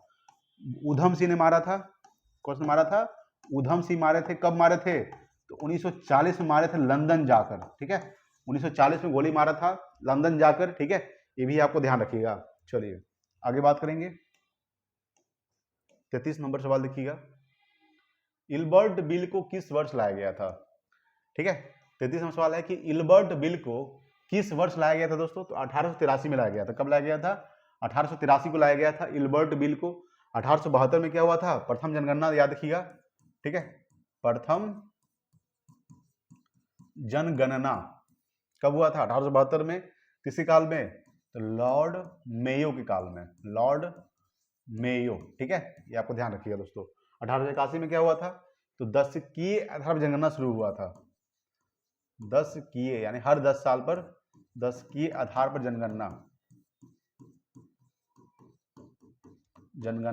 शुरू हुआ था, ठीक है। ये लॉर्ड रिपन के काल में हुआ था, लॉर्ड रिपन, ठीक है, लॉर्ड रिपन, ठीक है, ये आपको ध्यान रखिएगा दोस्तों। 1885 में क्या हुआ था? तो भारतीय राष्ट्रीय कांग्रेस का स्थापना हुआ था। भारतीय राष्ट्रीय कांग्रेस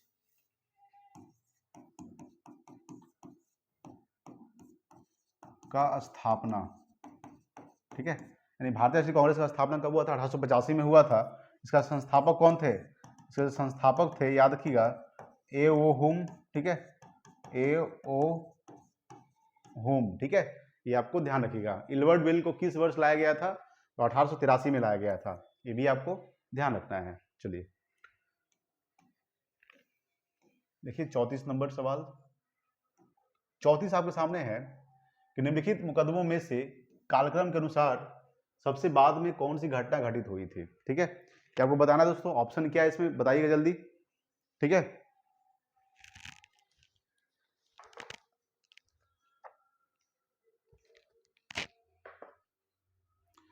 सबसे पहले दोस्तों कौन सा हुआ था? मेरठ मुकदमा हुआ था। कौन सा हुआ था आपको ध्यान रखिएगा? मेरठ मुकदमा, यानी कि ऑप्शन नंबर इसका ए हो जाएगा, ठीक है। कौन सा मुकदमा हुआ था? मेरठ मुकदमा हुआ था, ठीक है, ये आपको ध्यान रखिएगा। मेरठ मुकदमा कब हुआ था? ये 1800, देखिए बाद की घटना पूछा, सबसे बाद घटना कौन हुआ था? तो मेरठ मुकदमा हुआ था दोस्तों। कब हुआ था? 1800, ठीक है, 1929 में हुआ था। कब हुआ था? 1929 में हुआ था। काकोरी मुकदमा दोस्तों कब हुआ था? याद रखिए दोस्तों, ये 1924 में हुआ था। 1924 में काकोरी मुकदमा हुआ था। लाहौर मुकदमा दोस्तों कब हुआ था? ये 1815 में हुआ था, ठीक है, याद रखिए। कानपुर मुकदमा कब हुआ था? सॉरी, काकोरी मुकदमा 1925 में हुआ था, ठीक है, 1925 में काकोरी मुकदमा, कानपुर मुकदमा 1924 में, ठीक है, ये आपको डेट याद रखना है। तो पूछ रहा है कि निम्नलिखित मुकदमों में से कालक्रम के अनुसार सजाना था, तो सबसे पहले कौन हुआ था, ये आपको ध्यान रखिएगा। तो सबसे बाद में कौन सी घटना घटित हुई थी? सबसे बाद में हुआ था 1929 का हुआ था मेरठ मुकदमा, ठीक है। काकोरी मुकदमा 1925 में हुआ था, काकोरी ट्रेन एक्शन जिसको बोलते हैं दोस्तों, ठीक है। लाहौर मुकदमा 1815 में, और कानपुर मुकदमा 1924 में, ठीक है, ये आपको डेट याद रखिएगा। सबसे बाद में कौन सा हुआ था? 1929 में हुआ था मेरठ मुकदमा। देखिए अगला 35 नंबर सवाल। 35 आपके सामने है कि निम्नलिखित में से किसने लंदन में इंडियन होम रूल सोसाइटी को प्रारंभ किया था? ये श्याम जी कृष्ण वर्मा ने किए थे। कब किए थे? तो इंडियन होम रूल सोसाइटी को प्रारंभ किया गया था। कब किया गया था इसका प्रारंभ? तो ये 1905 में किया गया था। कब किया गया था? 1905 में, ठीक है। इंडिया हाउस किसने स्थापना किए थे दोस्तों? इंडिया हाउस की भी स्थापना किसने किया था? इंडिया हाउस, इंडिया हाउस के स्थापना किसने किए थे? तो श्याम जी कृष्ण वर्मा ने किए थे, ठीक है। और श्याम जी कृष्ण वर्मा ने लंदन में इंडियन होम रूल सोसाइटी का प्रारंभ किए थे, ठीक है, ये आपको ध्यान रखिएगा दोस्तों। अभी हम बताए थे हेनरी बेसेंट के बारे में, इनकी दो पत्रिका याद रखिएगा, न्यू इंडिया और कॉमनवेल्थ, ठीक है, न्यू इंडिया और एक आपको याद रखिएगा कॉमनवेल्थ, जो एग्जाम में हर बार पूछते रहता है दोस्तों, ठीक है। पंजाब केसरी लाला लाजपत राय, ठीक है, याद रखिएगा। बिहार केसरी किसे कहा जाता है? श्री कृष्ण सिंह को बिहार केसरी कहा जाता है, ठीक है। लोकमान्य नहीं कहा जाता है, तो बाल गंगाधर तिलक को लोकमान्य के नाम से भी जाना जाता है, ठीक है, ये आपको ध्यान रखना है दोस्तों। चलिए आगे बात करेंगे। 36 नंबर सवाल देखिएगा। देखिए 36 नंबर सवाल बहुत इंपॉर्टेंट सवाल है। सवाल आपके सामने है, किस एक्ट के तहत भारतीय व्यापार पर ईस्ट इंडिया कंपनी का एकाधिकार समाप्त कर सभी ब्रिटिश नागरिकों को भारत में व्यापार करने की छूट दी गई थी? तो 1813 का चार्टर एक्ट के तहत, किसके तहत? 1813 का चार्टर एक्ट के तहत दिया गया था, ठीक है, यानी किस एक्ट के तहत? तो 1813 का चार्टर एक्ट के तहत भारतीय व्यापार पर ईस्ट इंडिया कंपनी का एकाधिकार समाप्त कर सभी ब्रिटिश नागरिकों को भारत में, यानी सभी ब्रिटिश नागरिक की बात कर रहे हैं यहाँ पे, ब्रिटिश नागरिक, भारतीय नागरिक की बात नहीं कर रहा, बल्कि ब्रिटिश नागरिकों को भारत में व्यापार करने की छूट दी गई थी 1813 का चार्टर एक्ट के तहत। ठीक है, ये आपको ध्यान रखिएगा। चलिए आगे बात करेंगे। देखिए अगला 37 नंबर सवाल देखिएगा। 37 आपके सामने है कि किसने खिलाफत आंदोलन के संबंध में कहा था कि हिंदू और मुसलमान में एकता स्थापित करने का ऐसा अवसर आगे 100 वर्षों तक नहीं मिलेगा। ठीक है, किसने खिलाफत आंदोलन के संबंध में कहा था? ये कहे थे महात्मा गांधी ने। किसने कहा था? महात्मा गांधी। ठीक है, तो महात्मा गांधी ने क्या कहा था? हिंदू और मुसलमान में एकता स्थापित करने का ऐसा अवसर आगे 100 वर्षों तक नहीं मिलेगा। ठीक है, ये महात्मा गांधी ने कहे थे। सरोजिनी नायडू दोस्तों याद रखिए इसके बारे में, यानी भारतीय राष्ट्रीय कांग्रेस की प्रथम भारतीय महिला अध्यक्ष कौन थी? तो भारतीय राष्ट्रीय कांग्रेस की प्रथम भारतीय महिला अध्यक्ष सरोजिनी नायडू। इन्होंने कानपुर अधिवेशन का अध्यक्षता किए थे। कानपुर अधिवेशन, ठीक है, कानपुर अधिवेशन जो हुआ था ये 1925 में हुआ था, और कानपुर अधिवेशन का अध्यक्षता 1925 में सरोजिनी नायडू ने किए थे। याद रखिए भारत की प्रथम महिला राज्यपाल कौन थी? तो भारत की प्रथम महिला राज्यपाल, भारत की प्रथम महिला राज्यपाल वो आपका थी सरोजिनी नायडू। ठीक है, जो यूपी की बनी थी। कहां की बनी थी यह राज्यपाल? उत्तर प्रदेश यानी यूपी का। ठीक है, याद रखिएगा। एनी बेसेंट दोस्तों अभी हम बताए थे भारतीय राष्ट्रीय कांग्रेस की प्रथम महिला अध्यक्ष एनी बेसेंट। ठीक है, ये आपको ध्यान रखना है। चलिए खिलाफत आंदोलन दोस्तों कब हुआ था? ये 1919 से 1922 तक हुआ था खिलाफत आंदोलन। ठीक है, और 1920 में महात्मा गांधी जो ये कथन कहे थे ये 1920 में कहे थे। ठीक है, ये भी सवाल पूछ सकता है। चलिए अगला देखते हैं 38 नंबर सवाल। 38 है कि अंग्रेजी शासन काल के दौरान कौन सा क्षेत्र अपने सर्वोत्तम सोरा एवं अफीम के लिए प्रसिद्ध था? तो दोस्तों बिहार। कौन था? बिहार। ठीक है, ये आपको ध्यान रखना है। सवाल क्या है दोस्तों कि अंग्रेजी शासन काल के दौरान कौन सा क्षेत्र अपने सर्वोत्तम सोरा एवं अफीम के लिए प्रसिद्ध था? तो बिहार था। यहाँ के यूरोप वासी जो थे वो सोरा और अफीम यहाँ से ले जाया करते थे बिहार से। ठीक है, यूरोप वासी। ठीक है, ये आपको ध्यान रखना है दोस्तों। बिहार का मेन रूप से स्थापना याद रखिए दोस्तों। बिहार का स्थापना अगर ध्यान रखिएगा तो 22 मार्च 1912। ठीक है, बिहार में लोकसभा सीट कितनी है दोस्तों? लोकसभा सीट आपको ध्यान रखिएगा बिहार में। तो बिहार में दोस्तों 40 लोकसभा सीट है।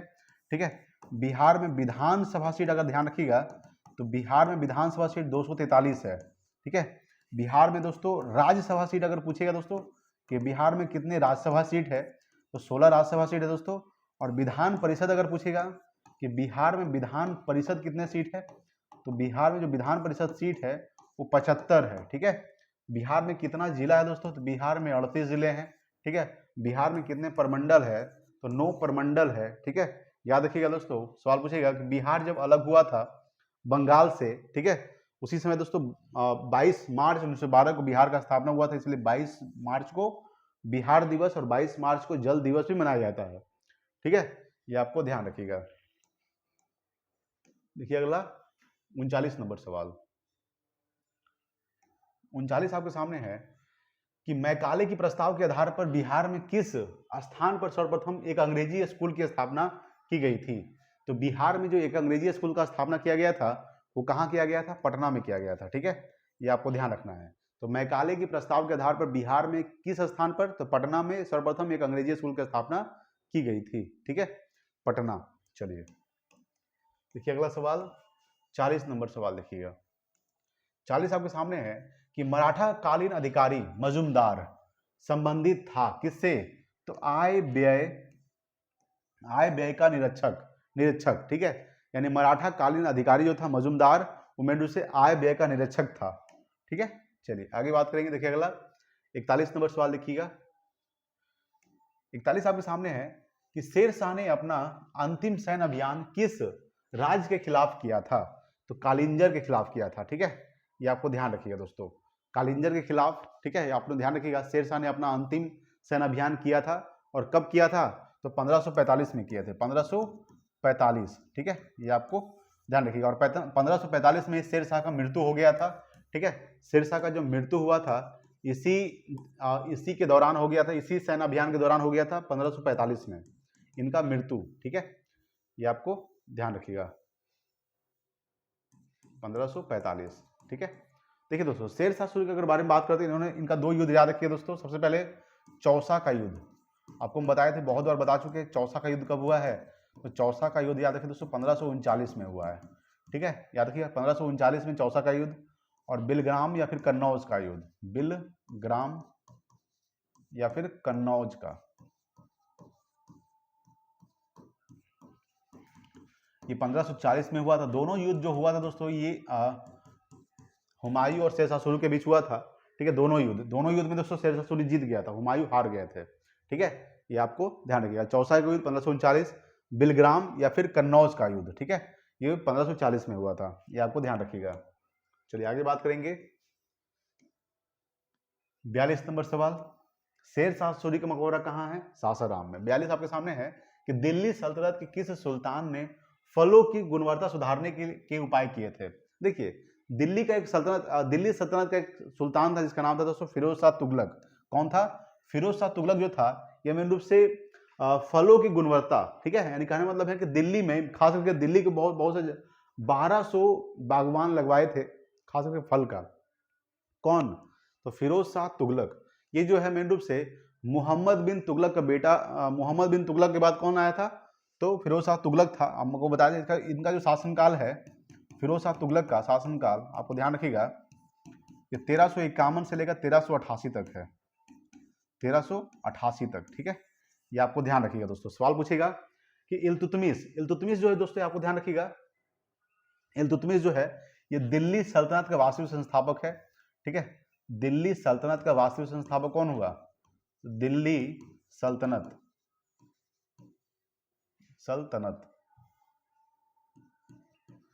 दिल्ली सल्तनत का वास्तविक संस्थापक,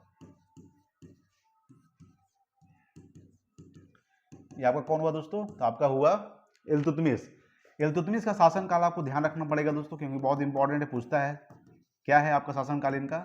तो 1211 से लेकर 1236 तक है। ठीक है, इल्तुतमिश का शासनकाल। ठीक है, ये आपको ध्यान रखिएगा। सिकंदर लोदी, इन्होंने दोस्तों आगरा शहर का स्थापना किए थे 1504 में। आगरा शहर स्थापना कब किए थे? तो 1504 में किए थे इन्होंने। ठीक है, ये आपको ध्यान रखिएगा दोस्तों। फिरोज शाह तुगलक का शासनकाल 1351 से 1388 तक। ठीक है, सवाल पूछेगा दोस्तों कि फिरोज शाह तुगलक जो दोस्तों मेन रूप से याद रखिएगा, ये तुगलक वंश का शासक है। तुगलक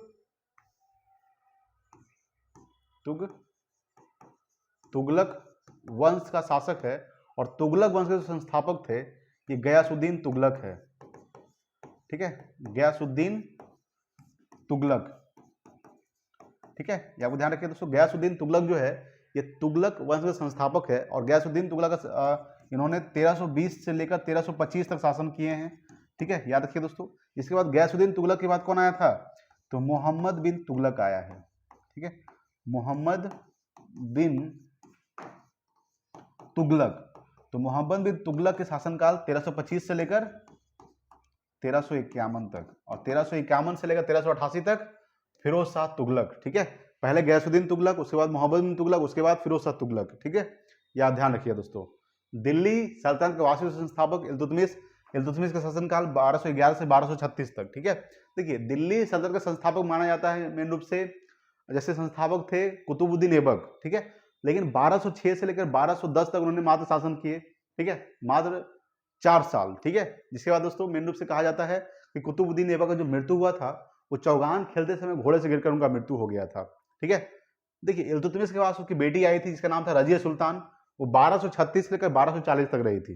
ठीक है, चलिए आगे बात करेंगे।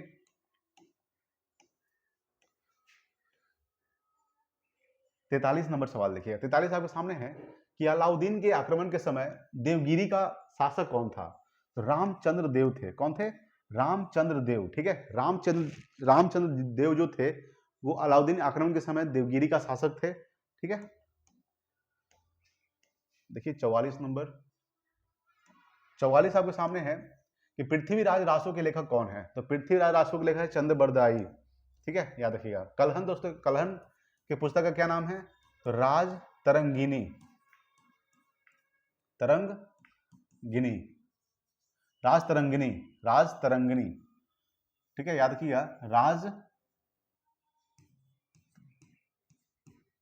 तरंगिणी, ठीक है। राज तरंगिणी की पुस्तक, राज तरंगिणी किसकी पुस्तक है? तो कलहन के है। राज तरंगिणी में कश्मीर के इतिहास के बारे में बताया गया है, कश्मीर का इतिहास, कश्मीर का इतिहास बताया गया राज तरंगिणी में, ठीक है। ये आपको ध्यान रखिएगा। यानी राज तरंगिणी किसकी पुस्तक है? कलहन का पुस्तक है। और राज तरंगिणी, कलहन के पुस्तक में, राज तरंगिणी में कश्मीर के इतिहास के बारे में बताया गया, ठीक है। पृथ्वीराज रासो के लेखक कौन है? चंद बरदाई, ये आपको ध्यान रखिएगा। देखिए अगला 45 नंबर। 45 आपके सामने है कि वैदिक काल में वज्रपति शब्द का प्रयोग निम्नलिखित में से किसके लिए प्रयुक्त हुआ था? तो चार गाहा भूमि कर अधिकारी के रूप में, ठीक है। ये आपको ध्यान रखिएगा। वैदिक काल, देखिए वैदिक काल दोस्तों दो भागों में विभाजित किया गया है। सबसे पहला है, यहाँ पे लिखिएगा दोस्तों वैदिक काल, एक सबसे पहला आ जाएगा ऋग वैदिक काल, ऋग वैदिक काल, ठीक है, ऋग वैदिक काल, ठीक है दोस्तों। इसका शासन काल, ऋग वैदिक काल जो माना जाता है वो दोस्तों 1500 ईसा पूर्व से लेकर, 1500 ईसा पूर्व से लेकर दोस्तों 1000 ईसा पूर्व तक, ये कौन सा काल है? तो ये ऋग वैदिक काल है। उसके बाद दोस्तों आपका आ जाता है उत्तर वैदिक काल, उत्तर वैदिक काल। और उत्तर वैदिक काल जो माना जाता है वो 1000 ईसा पूर्व से लेकर, ठीक है, 600 ईसा पूर्व तक, ये आपका है उत्तर वैदिक काल, ठीक है। यानी वैदिक काल को दो भागों में विभाजित किया गया, ऋग वैदिक काल, उत्तर वैदिक काल। ऋग वैदिक काल 1500 ईसा पूर्व से लेकर 1000 ईसा पूर्व तक, उत्तर वैदिक काल 1000 ईसा पूर्व से लेकर 600 ईसा पूर्व तक, ठीक है। वैदिक काल में वज्रपति शब्द का जो प्रयोग किया गया है, निम्नलिखित में से किसके लिए प्रयुक्त किया गया वज्रपति का शब्द का प्रयोग? तो चारागाह भूमिकर अधिकारी के रूप में किया गया है, ठीक है। चलिए अगला सवाल देखिएगा 46 नंबर। 46 आपके सामने है कि महाविभाष्य सूत्र की रचना किस बौद्ध संगीति के दौरान की गई थी? तो चतुर्थ बौद्ध संगीति के दौरान किया गया था, ठीक है। ये आपको ध्यान रखिएगा। देखिए महाविभाष्य सूत्र की जो रचना किए थे वो वसुमित्र ने किए थे। कौन किए थे इसका रचना? इसका जो रचना किए थे वो वसुमित्र किए थे। कौन किए थे? वसुमित्र, ठीक है। ये आपको ध्यान रखिएगा। बात करेंगे कि प्रथम बौद्ध संगीति कहाँ हुआ था? तो प्रथम बौद्ध संगीति दोस्तों कहाँ हुआ था? आपको ध्यान रखिएगा दोस्तों, ये राजगिरी में हुआ था, राजगिरी में हुआ था। कब हुआ था? तो 483 ईसा पूर्व में हुआ था। किसके समय में हुआ था? तो अजात शत्रु के समय में हुआ था, ठीक है। ये आपको ध्यान रखिएगा दोस्तों। द्वितीय बौद्ध संगीति दोस्तों कब हुआ था? याद रखिएगा, द्वितीय बौद्ध संगीति आपका वैशाली में हुआ है। कहाँ हुआ है? वैशाली में द्वितीय बौद्ध संगीति हुआ है दोस्तों। कब हुआ है? तो 383 ईसा पूर्व में हुआ है। और आपका किसके शासन काल में हुआ है? तो काला शोक के समय में हुआ है, काला शोक, ठीक है। ये आपको ध्यान रखिएगा। इस काला शोक जो है ये शिशुनाग वंश से संबंधित है दोस्तों, याद रखिएगा। काला शोक क्या है दोस्तों? ये आपका शिशुनाग वंश से संबंधित है। अजातशत्रु दोस्तों ये आपका हर्यक वंश से संबंधित है, अजातशत्रु, ठीक है। ये आपको ध्यान रखिएगा दोस्तों। अगर पूछेगा कि तृतीय बौद्ध संगीति दोस्तों कहाँ हुआ था? तृतीय जो बौद्ध संगीति हुआ था ये पाटलिपुत्र में हुआ था, पाटलिपुत्र, ठीक है। याद रखिए दोस्तों, पाटलिपुत्र में हुआ था और 251 ईसा पूर्व में हुआ था। और ये दोस्तों अशोक के समय में हुआ था। किसके समय में हुआ था? अशोक। अशोक जो है दोस्तों ये मौर्य वंश से संबंधित है, अशोक, ठीक है। चतुर्थ बौद्ध संगीति दोस्तों ये आपको ध्यान रखिएगा, ये आपका कुंडल वन, कुंडल वन कश्मीर, कश्मीर में हुआ था। ये कब? याद रखिए दोस्तों, चतुर्थ बौद्ध संगीति कुंडल वन कश्मीर में हुआ था। ये प्रथम शताब्दी में हुआ था, प्रथम शताब्दी में हुआ था, आपको ध्यान रखिएगा। और दोस्तों ये मेन रूप से किसके समय में हुआ था? तो कनिष्क के समय में हुआ था, कनिष्क, ठीक है। ये आपको ध्यान रखिएगा। कनिष्क जो है ये कुषाण वंश से संबंधित है और कुषाण वंश के संस्थापक हुए कुजुल कडफिसस, ठीक है। ये आपको ध्यान रखिएगा दोस्तों। तो महाविभाष्य सूत्र की रचना किस बौद्ध संगीति के दौरान की गई थी? तो चतुर्थ बौद्ध संगीति के दौरान किया गया था, ठीक है। ये आपको ध्यान रखिएगा दोस्तों। प्रथम बौद्ध संगीति राजगिरी, ठीक है। द्वितीय बौद्ध संगीति वैशाली, तृतीय बौद्ध संगीति पाटलिपुत्र, चतुर्थ बौद्ध संगीति कुंडल वन कश्मीर, ठीक है। प्रथम बौद्ध संगीति का आयोजन 483 में हुआ था, द्वितीय बौद्ध संगीति 383 में हुआ था, तृतीय बौद्ध संगीति 251 ईसा पूर्व में हुआ था, चतुर्थ बौद्ध संगीति प्रथम शताब्दी में हुआ था।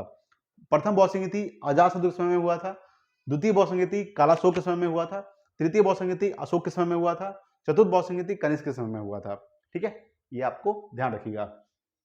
चलिए अगला सवाल देखिए, 47 नंबर सवाल। 47 आपके सामने है कि निम्न में से कौन सा युग्म सुमेलित नहीं है, ठीक है। देखिए वत्स, वत्स दोस्तों की राजधानी क्या है? कौशाम्बी। ये सब दोस्तों क्या है? वत्स, कुरु, सुरसेन, सुरसेन, गंधार, ये सब क्या है? महाजनपद है। महाजनपद दोस्तों कितना है ये आपको ध्यान रखिएगा, महाजनपद, ठीक है, याद रखिएगा दोस्तों कि महाजनपद की संख्या कितनी है? महाजनपद की संख्या याद रखिएगा दोस्तों 16 महाजनपद है। कितने महाजनपद है? 16, ठीक है। बौद्ध धर्म के अंगुतर निकाय, ठीक है, याद रखिएगा कि बौद्ध धर्म के अंगुतर निकाय, उसके बाद दोस्तों बौद्ध धर्म के अंगुतर निकाय से यहां पे हम कर देते हैं, देखिए बौद्ध धर्म के अंगुतर निकाय और जैन धर्म के भगवती सूत्र से, जैन धर्म के भगवती सूत्र, ठीक है। देखिए बौद्ध धर्म के अंगुतर निकाय और जैन धर्म के भगवती सूत्र से महाजनपद लिया गया है। कहां से लिया गया है? महाजनपद। महाजनपद कितना है? 16 महाजनपद है, ठीक है। महाजनपद, वत्स महाजनपद की राजधानी क्या है? कौशाम्बी। कुरु की राजधानी क्या है दोस्तों? इंद्रप्रस्थ, याद रखिएगा। सुरसेन की राजधानी क्या है दोस्तों? मथुरा है, ठीक है। और गंधार की राजधानी क्या है दोस्तों? तक्षशिला। मगध की राजधानी क्या है? गिरिवज यानी राजगिरी, ठीक है। इसमें दोस्तों सभी क्या है? सुमेलित है आपका, ठीक है, ये आपको ध्यान रखिएगा दोस्तों। तो मेन रूप से आपको ये ध्यान रखना है कि महाजनपद 16 है। महाजनपद को कहां से लिया गया है? बौद्ध धर्म के अंगुतर निकाय से और जैन धर्म के भगवती सूत्र से, ठीक है। ये महाजनपद कितने हैं? 16। सबसे बड़ा महाजनपद कौन था? तो सबसे बड़ा महाजनपद था दोस्तों मगध। देखिए अगला 48 नंबर कि सैंड्रोकोटस की पहचान चंद्रगुप्त मौर्य के रूप में निम्नलिखित में से किसने की थी? किसने किया था? तो विलियम जोन्स ने किया था, सर विलियम जोन्स, ठीक है, ये आपको ध्यान रखिएगा। तो सर विलियम जोन्स ने, ठीक है, चंद्रगुप्त मौर्य के रूप में पहचान किए थे सैंड्रोकोटस को, ठीक है, ये आपको ध्यान रखिएगा दोस्तों। विलियम जोन्स, चंद्रगुप्त मौर्य ने दोस्तों मौर्य वंश का स्थापना किए थे। चंद्रगुप्त मौर्य ने मौर्य वंश का स्थापना कब किए थे? तो 322 ईसा पूर्व में किए थे, 322 ईसा पूर्व में किए थे, ठीक है, ये आपको ध्यान रखिएगा। चंद्रगुप्त मौर्य के समय में भारत कौन आया था? तो भारत जो आया था चंद्रगुप्त मौर्य के समय में वो मेगास्थनीज आया था, मेगास्थनीज, ठीक है। मेगास्थनीज जो आया था दोस्तों कब से कब तक भारत में रहा था? ये भारत में 305 में आया था, 305 से 297 ईसा पूर्व तक भारत में रहा था, ठीक है, ये आपको ध्यान रखिए दोस्तों। मेगास्थनीज के पुस्तक का नाम क्या है दोस्तों? इसके जो पुस्तक का नाम है इंडिका है, क्या है? इंडिका, ठीक है। मेगास्थनीज के पुस्तक का नाम क्या है? इंडिका। चंद्रगुप्त मौर्य का जो शासनकाल याद रखिए, चंद्रगुप्त मौर्य का शासनकाल कब से कब तक है? तो 322 में इन्होंने स्थापना किए थे, 322 से लेकर 298 ईसा पूर्व तक, ये है आपका चंद्रगुप्त मौर्य का शासनकाल। चंद्रगुप्त मौर्य के बाद उसका बेटा आया था बिंदुसार, और बिंदुसार का उसके बाद बेटा आया था उसका अशोक, ठीक है, किसका? चंद्रगुप्त मौर्य का, ये आपको ध्यान रखिएगा। चंद्रगुप्त मौर्य के रूप में निम्नलिखित में से किसने की थी? तो विलियम जोन्स ने कहा था कि सैंड्रोकोटस की पहचान किए थे, ठीक है, ये आपको ध्यान रखिएगा। देखिए अगला 49 नंबर सवाल। 49 आपके सामने है कि नालंदा विश्वविद्यालय की स्थापना किस वंश के शासक ने की थी? याद रखिए दोस्तों, ये गुप्त वंश शासक था, कुमारगुप्त प्रथम ने किया था, ठीक है। गुप्त वंश शासक एक था कुमारगुप्त प्रथम, कुमारगुप्त प्रथम ने किसका स्थापना किए थे? तो नालंदा विश्वविद्यालय का स्थापना किए थे। याद रखिए दोस्तों, मौर्य वंश के संस्थापक कौन थे? अभी हम बताया था आपका चंद्रगुप्त मौर्य, चंद्रगुप्त मौर्य, इन्होंने मौर्य वंश का स्थापना किए हैं, ठीक है, याद रखिएगा। गुप्त वंश के संस्थापक कौन थे? तो श्रीगुप्त, याद रखिएगा, श्रीगुप्त जो है, श्रीगुप्त ये मौर्य वंश का गुप्त वंश संस्थापक है। लेकिन गुप्त वंश का वास्तविक संस्थापक अगर पूछेगा, गुप्त वंश का वास्तविक संस्थापक, तो ये आपको ध्यान रखिएगा, वो चंद्रगुप्त प्रथम है, चंद्रगुप्त प्रथम, ठीक है, ये आपका है गुप्त वंश का वास्तविक संस्थापक। सेन वंश के संस्थापक कौन हुए? तो सामंत, सामंत जो है ये सामंत सेन, ये आपका सेन वंश के संस्थापक है, ठीक है। पाल वंश के संस्थापक कौन है? गोपाल, ठीक है, ये आपको ध्यान रखिएगा। तो नालंदा विश्वविद्यालय की स्थापना किस वंश के शासक ने किए थे? तो गुप्त वंश के शासक कुमारगुप्त प्रथम ने किया था नालंदा विश्वविद्यालय की स्थापना, ठीक है। देखिए 50 नंबर सवाल। 50 आपके सामने है कि नंद वंश की समाप्ति के बाद मगध पर किस वंश ने शासन किया? तो नंद वंश की समाप्ति के बाद मगध पर मौर्य वंश ने स्थापना किया था, मौर्य वंश शासक किया था। ठीक है, देखिए बात करेंगे कि नंद वंश की जो स्थापना किए थे, नंद वंश के संस्थापक कौन थे? तो नंद वंश के संस्थापक थे वो महापद्म नंद थे। कौन थे? महापद्म नंद। महापद्म नंद ने नंद वंश का स्थापना किए थे। नंद वंश का जो अंतिम शासक था, नंद वंश का अंतिम शासक कौन हुआ नंद वंश का? तो नंद वंश का अंतिम शासक हुआ घनानंद। और चंद्रगुप्त मौर्य ने, ठीक है, चंद्रगुप्त मौर्य ने घनानंद को हराकर, ठीक है, चंद्रगुप्त मौर्य ने घनानंद को हराकर, ठीक है, मौर्य वंश का स्थापना किए थे। किस वंश का स्थापना किए हैं? मौर्य वंश का। ठीक है, अभी हम बताए थे आपको कब किए थे, तो 322 ईसा पूर्व में किए हैं। ठीक है, ये आपको ध्यान रखना। सवाल क्या पूछ रहा था कि नंद वंश की समाप्ति के बाद मगध पर किस वंश ने शासन किया? तो मौर्य वंश ने शासन किया। ठीक है, यानी चंद्रगुप्त मौर्य ने नंद वंश का अंतिम शासक घनानंद को हराकर मौर्य वंश का स्थापना किए थे, चंद्रगुप्त मौर्य। ठीक है, ये आपको ध्यान रखिएगा। तो नंद वंश के संस्थापक महापद्म नंद, नंद वंश का अंतिम शासक, ठीक है, कौन हुआ? घनानंद। ठीक है, चलिए, कुषाण वंश के संस्थापक कौन थे? कुजुल कडफिसस।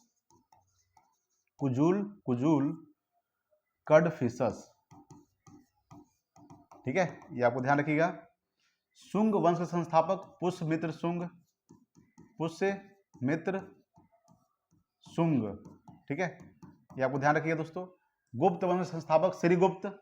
गुप्त वंश का वास्तविक संस्थापक चंद्रगुप्त प्रथम। देखिए अगला 51 नंबर सवाल। 51 नंबर सवाल आपके सामने है कि चीनी यात्री हेनसोंग ने अपनी यात्रा के दौरान किस प्राचीन विश्वविद्यालय में अध्ययन किया था?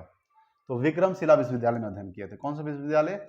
विक्रमशिला विश्वविद्यालय। चीनी यात्री कौन था? चीनी यात्री हेनसोंग जो आया था वो हर्षवर्धन के समय में भारत आया था। हर्षवर्धन के समय में भारत आया था चीनी यात्री हेनसोंग। हेनसोंग की पुस्तक का क्या नाम है? CU की। हेनसोंग की पुस्तक का नाम क्या है दोस्तों? तो हेनसोंग की पुस्तक का नाम याद रखिएगा, CU की। ठीक है, किसकी पुस्तक है? तो हेनसोंग की पुस्तक का नाम CU की। हेनसोंग हर्षवर्धन के समय में भारत आया था। ठीक है, हेनसोंग ने अपनी यात्रा के दौरान किस प्राचीन विश्वविद्यालय में अध्ययन किया था? तो विक्रमशिला विश्वविद्यालय में अध्ययन किया था। ठीक है, ये आपको ध्यान रखिएगा। विक्रमशिला विश्वविद्यालय संस्थापक कौन थे? इसके संस्थापक हुए, संस्थापक धर्मपाल है। कौन है? धर्मपाल। ठीक है, ये आपको ध्यान रखना दोस्तों। उदंतपुरी विश्वविद्यालय संस्थापक कौन है? तो उदंतपुरी विश्वविद्यालय संस्थापक है गोपाल। ये पाल वंश का स्थापना किया था गोपाल ने। तो गोपाल ने उदंतपुरी विश्वविद्यालय स्थापना किए थे। नालंदा विश्वविद्यालय संस्थापक कौन है? तो कुमारगुप्त प्रथम। इन्होंने नालंदा विश्वविद्यालय का स्थापना किए थे। ठीक है, चलिए अगला सवाल देखिएगा। 52 नंबर सवाल। 52 आपके सामने है कि बिहार का अंतिम अफगान शासक निम्नलिखित में से कौन था? तो बिहार का जो अंतिम शासक था वो आपका दाऊद खां कारवानी था। ठीक है, ये अफगान शासक था। ठीक है, ये आपको ध्यान रखिएगा। तो बिहार का अंतिम अफगान शासक कौन था? दाऊद खां कारवानी। ठीक है, याद रखिए दोस्तों, ये आपको ध्यान रखिएगा। अच्छा, अकबर ने बिहार पर आक्रमण कब किया था दोस्तों? तो अकबर ने बिहार पर जो आक्रमण किए थे, अकबर, ये आपको ध्यान रखिएगा कि अकबर ने बिहार पर आक्रमण कब किया था? तो 1574 में किया था। ठीक है, याद रखिएगा 1574 में बिहार पर आक्रमण किए थे अकबर ने। और 1576 में, ठीक है, अकबर ने बिहार पर अधिकार कर लिया था। ठीक है, बिहार पर अधिकार कर लिया था कौन? तो बिहार पर अधिकार कर लिया था अकबर। ठीक है, कब? तो 1576 में। 1576 में कौन सा युद्ध हुआ था? तो हल्दी घाटी का युद्ध हुआ था। ठीक है, 1576 में, ये भी ध्यान रखिएगा कि 1576 में कौन सा युद्ध हुआ है? हल्दी घाटी का युद्ध। हल्दी घाटी का युद्ध हुआ है दोस्तों 1576 में। किसके बीच? अकबर और महाराणा प्रताप के बीच। ठीक है, याद रखिएगा, अकबर और महाराणा प्रताप के बीच हुआ है हल्दी घाटी का युद्ध 1576 में। ठीक है, इसमें जीता कौन था? अकबर जीत गया था, ये आपको ध्यान रखिएगा।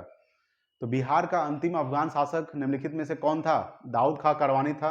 अकबर ने 1574 में बिहार पर आक्रमण किया था, जिसकी वजह से दाऊद खां करवानी वहां से पलायन कर गए थे, भाग गए थे। उसके बाद दोस्तों अकबर ने 1576 में बिहार पर अधिकार कर लिया था। ठीक है, ये आपको ध्यान रखिएगा दोस्तों। 1576 में ही हल्दी घाटी का युद्ध हुआ था अकबर और महाराणा प्रताप के बीच। देखिए अगला 53 नंबर सवाल।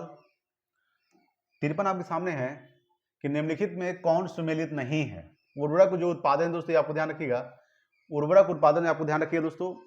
ये मेन रूप से है, देखिए कपास उत्पादन दोस्तों स्वर्ण रेशा क्रांति से दोस्तों, भूरी क्रांति से है। ठीक है, भूरी क्रांति से संबंधित है। ठीक है, यानी उर्वरक उत्पादन दोस्तों किससे है? भूरी क्रांति से संबंधित है। और बादामी क्रांति जो मेन रूप से आपको ध्यान रखिएगा, बादामी क्रांति ये मसाला उत्पादन से है, मसाला उत्पादन। ठीक है,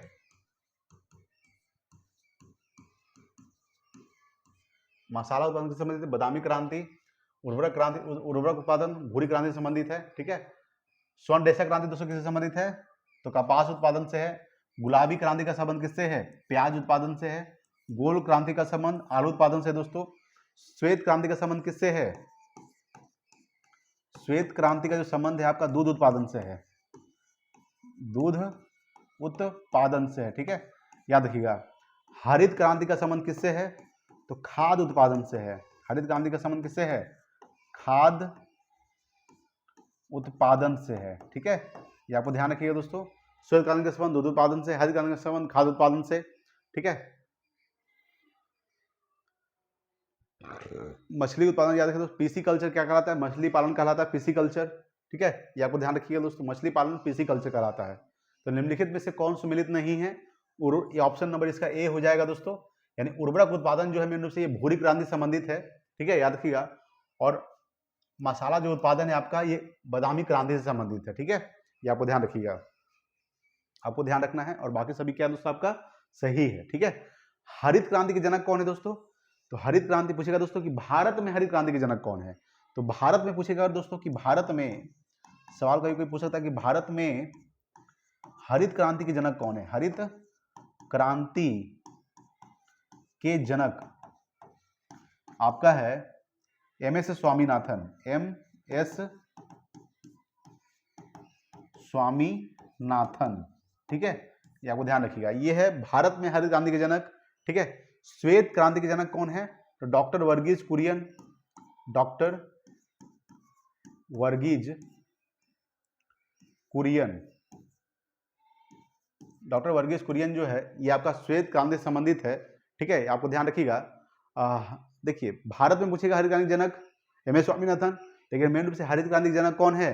तो नॉर्मन बोरलॉग हरित क्रांति के जनक।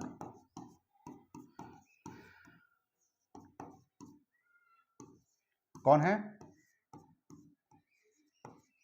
Norman Borlaug.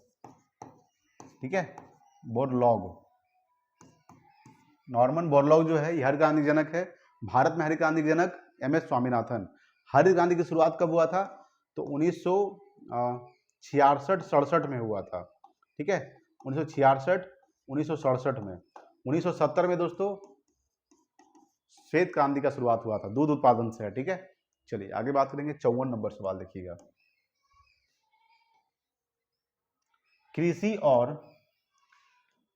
राष्ट्रीय कृषि और ग्रामीण विकास बैंक यानी नाबार्ड का स्थापना किस वर्ष की गई थी? नाबार्ड का स्थापना हुआ था 12 जुलाई 1982 में हुआ था। 12 जुलाई 1982 को नाबार्ड का स्थापना हुआ था दोस्तों। ठीक है, ये आपको ध्यान रखिएगा, 12 जुलाई 1982 को नाबार्ड का स्थापना हुआ था। ठीक है, चलिए आगे बात करेंगे। 55 नंबर सवाल देखिएगा। 55 आपके सामने है कि निम्नलिखित में से कौन सा कार्य केंद्रीय बैंक द्वारा नहीं किया जाता है? देखिए भारत का जो केंद्रीय बैंक है आपको ध्यान रखिएगा, देखिए हर देश में एक केंद्रीय बैंक होता है, हर देश में एक केंद्रीय बैंक होता है। तो भारत का जो केंद्रीय बैंक है वो आपका आरबीआई है। ठीक है, भारत का केंद्रीय बैंक, केंद्रीय जो बैंक आपका है वो आपका आरबीआई है। आरबीआई, आरबीआई इसका फुल फॉर्म क्या होता है? रिजर्व बैंक ऑफ इंडिया, ठीक है। रिजर्व बैंक ऑफ इंडिया इसका फुल फॉर्म होता है आरबीआई का। आरबीआई का स्थापना कब हुआ था? तो 1 अप्रैल 1935 को हुआ था, ठीक है। 1 अप्रैल 1935 को आरबीआई का स्थापना हुआ था, ये आपको ध्यान रखिएगा। आरबीआई का स्थापना 1 अप्रैल 1935 को हुआ था, ठीक है। अगर बात करते हैं आरबीआई का स्थापना 1 अप्रैल 1935 को हुआ है। अगर पूछेगा दोस्तों कि आरबीआई के वर्तमान में गवर्नर कौन है, इसके जो गवर्नर है वो शक्तिकांत दास है।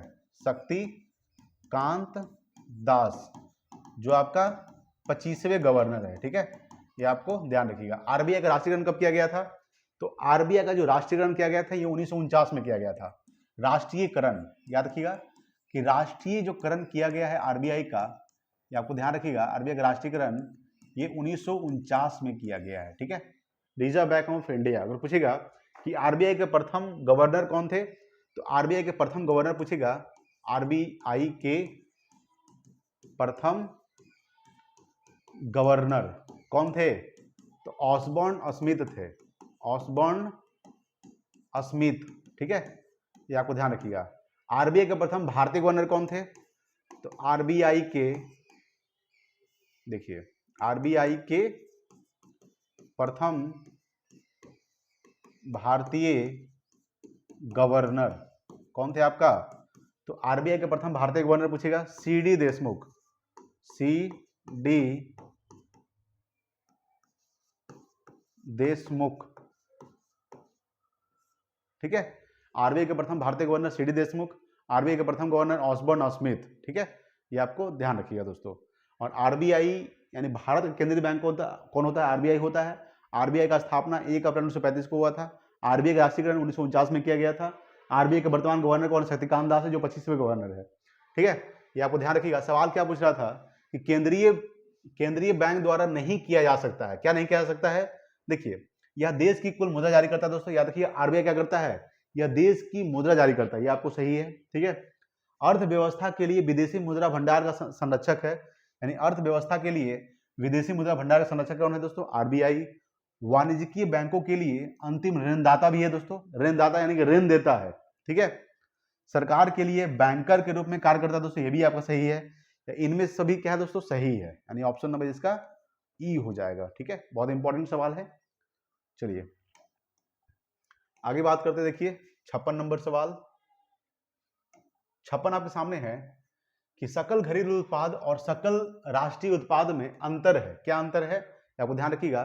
तो विदेशों से प्राप्त शुद्ध आय का अंतर है, ठीक है। विदेशों से प्राप्त शुद्ध आय का अंतर है दोस्तों सकल घरेलू उत्पाद और सकल राष्ट्रीय उत्पाद में, ठीक है। ये आपको 56 का ऑप्शन नंबर ए हो जाएगा। 57 नंबर सवाल देखिएगा। 57 आपके सामने है कि किस पंचवर्षीय योजना में भारत सरकार ने कृषि के लिए ऐसी नीति अपनाई जिससे हरित क्रांति संभव हुई। तो ये आपका तीसरी पंचवर्षीय योजना। किस पंचवर्षीय योजना में? तो तीसरी पंचवर्षीय योजना। सबसे पहले बात करेंगे, अभी हम बताया था आपको कि हरित क्रांति के जनक कौन है। तो हरित क्रांति के जनक है, ठीक है, हरित क्रांति के जनक नॉर्मन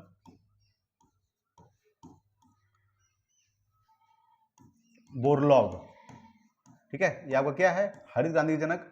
लेकिन भारतीय हरित क्रांति के जनक कौन थे? भारत के हरित क्रांति के जनक, हरित क्रांति के जनक अभी हम बताए थे आपको एम एस स्वामीनाथन।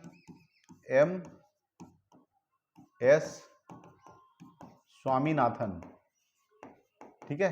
ये आपको ध्यान रखिएगा। हरित क्रांति की शुरुआत कब हुआ था भारत में? तो 1966-67 में हुआ था। अब यहाँ पे देखना है दोस्तों हमला प्रथम पंचवर्षीय योजना, आपको ध्यान रखिएगा। प्रथम पंचवर्षीय योजना देखिए यहाँ पे हम लिख देते हैं।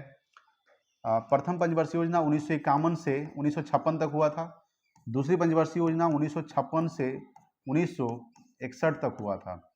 तीसरी पंचवर्षीय योजना 1961 से 1966 तक हुआ है। तो देखिए दोस्तों 66 आ रहा है दोस्तों तीसरी पंचवर्षीय योजना, यानी ऑप्शन नंबर इसका बी हो जाएगा। क्या हो जाएगा? बी सी, यानी तीसरी पंचवर्षीय योजना में ये किया गया था। यानी किस पंचवर्षीय योजना में भारत सरकार ने कृषि के लिए ऐसी नीति अपनाई जिससे हरित क्रांति संभव हुई? तो तीसरी पंचवर्षीय योजना। तीसरी पंचवर्षीय योजना कब से कब तक है? 1961 से 1966 तक, ठीक है। उसके बाद दोस्तों 2 साल गैपिंग था। चौथी जो पंचवर्षीय योजना आई थी ये 1969 से लेकर 1972 1974 तक, ठीक है। अगर पूछेगा दोस्तों पांचवी पंचवर्षीय योजना कब से कब तक है, तो 1974 से 1978 तक है, ठीक है, याद रखिएगा। छठी जो पंचवर्षीय योजना याद रखिएगा 1980 से 1985 तक, ठीक है। सातवीं पंचवर्षीय योजना दोस्तों याद रखिएगा 1985 से 90, ठीक है, सातवीं पंचवर्षीय योजना। अगर पूछेगा दोस्तों आठवीं पंचवर्षीय योजना कब से कब तक है, तो 1992 से 1997 तक, ठीक है। नौवीं पंचवर्षीय योजना 1997 से 2002 तक। 10वीं पंचवर्षीय योजना 2002 से 2007 तक, ठीक है। और 11वीं पंचवर्षीय योजना 2007 से 2012 तक। और 12वीं जो पंचवर्षीय योजना है वो 2012 से 2017। उसके बाद दोस्तों पंचवर्षीय योजना को बंद कर दिया गया है, ठीक है, मेन रूप से आपको ध्यान रखना है, ठीक है। तो ये आपको याद रखिए दोस्तों, ये पंचवर्षीय योजना कब से कब तक हुआ ये भी आपको ध्यान रखना पड़ेगा पूरा जबरदस्त तरीके से, ठीक है। ये तीसरी पंचवर्षीय योजना कब से कब तक है, 1961 से 1966। और इसी में दोस्तों हरित क्रांति की शुरुआत हुई थी 1966 से 67 के बीच में हुआ था।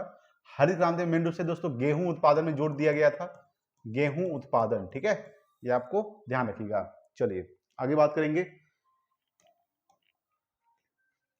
58 नंबर सवाल देखिए।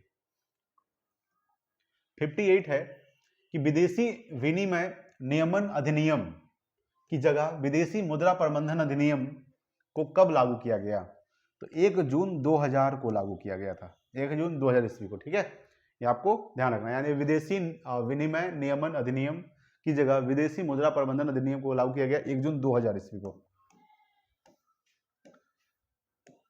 59 नंबर सवाल देखिए। 59 आपके सामने है कि निम्नलिखित में से किसे विश्व बैंक की उदार ऋण देने वाली खिड़की कहा जाता है। किसे कहा जाता है दोस्तों, तो इसे कहा जाता है अंतर्राष्ट्रीय विकास संघ को। अंतर्राष्ट्रीय विकास संघ का जो स्थापना हुआ है IDA, इंटरनेशनल डेवलपमेंट एसोसिएशन का स्थापना दोस्तों कब हुआ है, तो 1960 में हुआ है। कब हुआ है, 1960 में। इसका जो मुख्यालय है याद रखिएगा, हेडक्वार्टर ये आपका वाशिंगटन DC में है, ठीक है, वाशिंगटन DC यानी डिस्ट्रिक्ट ऑफ कोलंबिया, ठीक है, याद रखिएगा। अंतर्राष्ट्रीय न्यायालय का मुख्यालय कहाँ है दोस्तों, तो अंतर्राष्ट्रीय न्यायालय का जो मुख्यालय हेडक्वार्टर है आपका कहाँ है, द हेग में है, द हेग, स्विट्जरलैंड, ठीक है, ये आपको ध्यान रखिएगा। एशियाई विकास बैंक का स्थापना कब हुआ था, तो ये 1966 में हुआ है, एशियाई विकास बैंक का स्थापना। एशियाई विकास बैंक का जो मुख्यालय है, हेडक्वार्टर है, वो आपका मनीला में है। और मनीला किसकी राजधानी है, ये आपका फिलीपींस की राजधानी है, फिलीपींस की राजधानी है, ठीक है, ये आपको ध्यान रखिएगा। अंतर्राष्ट्रीय मुद्रा कोष IMF का स्थापना दोस्तों कब हुआ था, इसका स्थापना हुआ था इंटरनेशनल, IMF का फुल फॉर्म क्या होता है, इंटरनेशनल मॉनेटरी फंड। इसका स्थापना दोस्तों आपको ध्यान रखिएगा ये 1945 में हुआ है। और इसका जो मुख्यालय है वही आपका दोस्तों कहाँ है, तो वाशिंगटन DC में है। कहाँ है, वाशिंगटन, यानी अमेरिका राजधानी वाशिंगटन DC में ही इसका भी मुख्यालय है IMF का, ठीक है। और IMF का और एक आपको ध्यान रखिएगा वर्ल्ड बैंक का, इसका भी मुख्यालय कहाँ है, तो आपको वाशिंगटन DC में ही है, ठीक है। तो विश्व बैंक की उदार ऋण देने वाली खिड़की कहा जाता है अंतर्राष्ट्रीय विकास संघ, ठीक है। विश्व बैंक का मुख्यालय कहाँ है दोस्तों, अभी हम बताए थे, तो वाशिंगटन DC में ही विश्व बैंक का मुख्यालय स्थित है। वर्ल्ड बैंक का इसका भी स्थापना 1944 में हुआ था, ठीक है, ये आपको ध्यान रखिएगा। चलिए देखिए 60 नंबर सवाल। 60 आपके सामने है कि राउरकेला इस्पात संयंत्र की स्थापना किस देश के सहयोग से किया गया था। देखिए तो जर्मनी के सहयोग से किया गया था, ठीक है। देखिए दुर्गापुर दोस्तों याद रखिएगा, दुर्गापुर स्टील जो प्लांट है, दुर्गापुर परमाणु संयंत्र, दुर्गापुर परमाणु जो संयंत्र है, इसका जो स्थापना है मेन रूप से ब्रिटेन के सहयोग से किया गया था, ठीक है। याद रखिएगा दोस्तों भिलाई इस्पात संयंत्र, भिलाई इस्पात संयंत्र जो है, इस्पात संयंत्र, दुर्गापुर इस्पात संयंत्र, यहाँ परमाणु नहीं बल्कि इस्पात दे दीजिएगा, इस्पात संयंत्र, ठीक है, भिलाई इस्पात संयंत्र दोस्तों, ठीक है।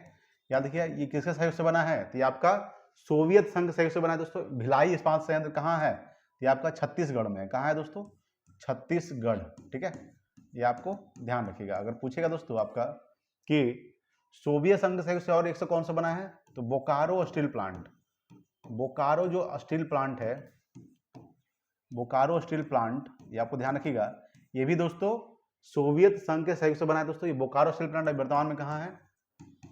झारखंड में है, ठीक है, ये आपको ध्यान रखिएगा।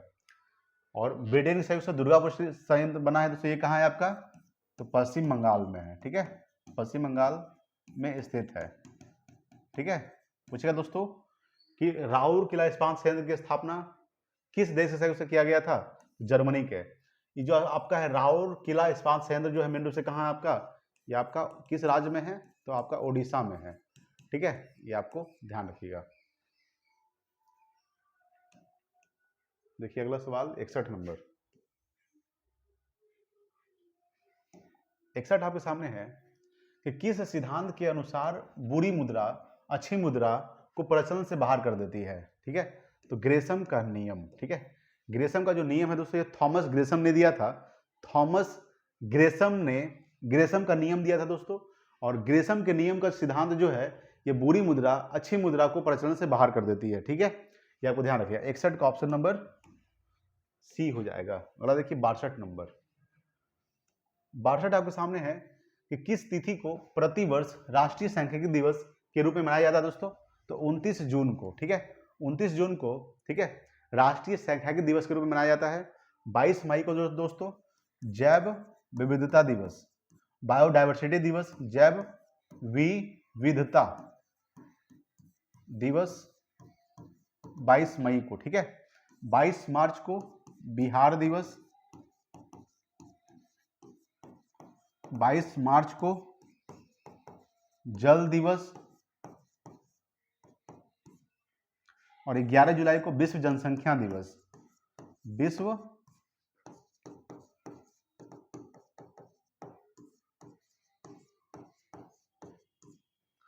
ठीक है, ये आपको ध्यान रखिएगा। चलिए अगला देखते हैं 63 नंबर सवाल।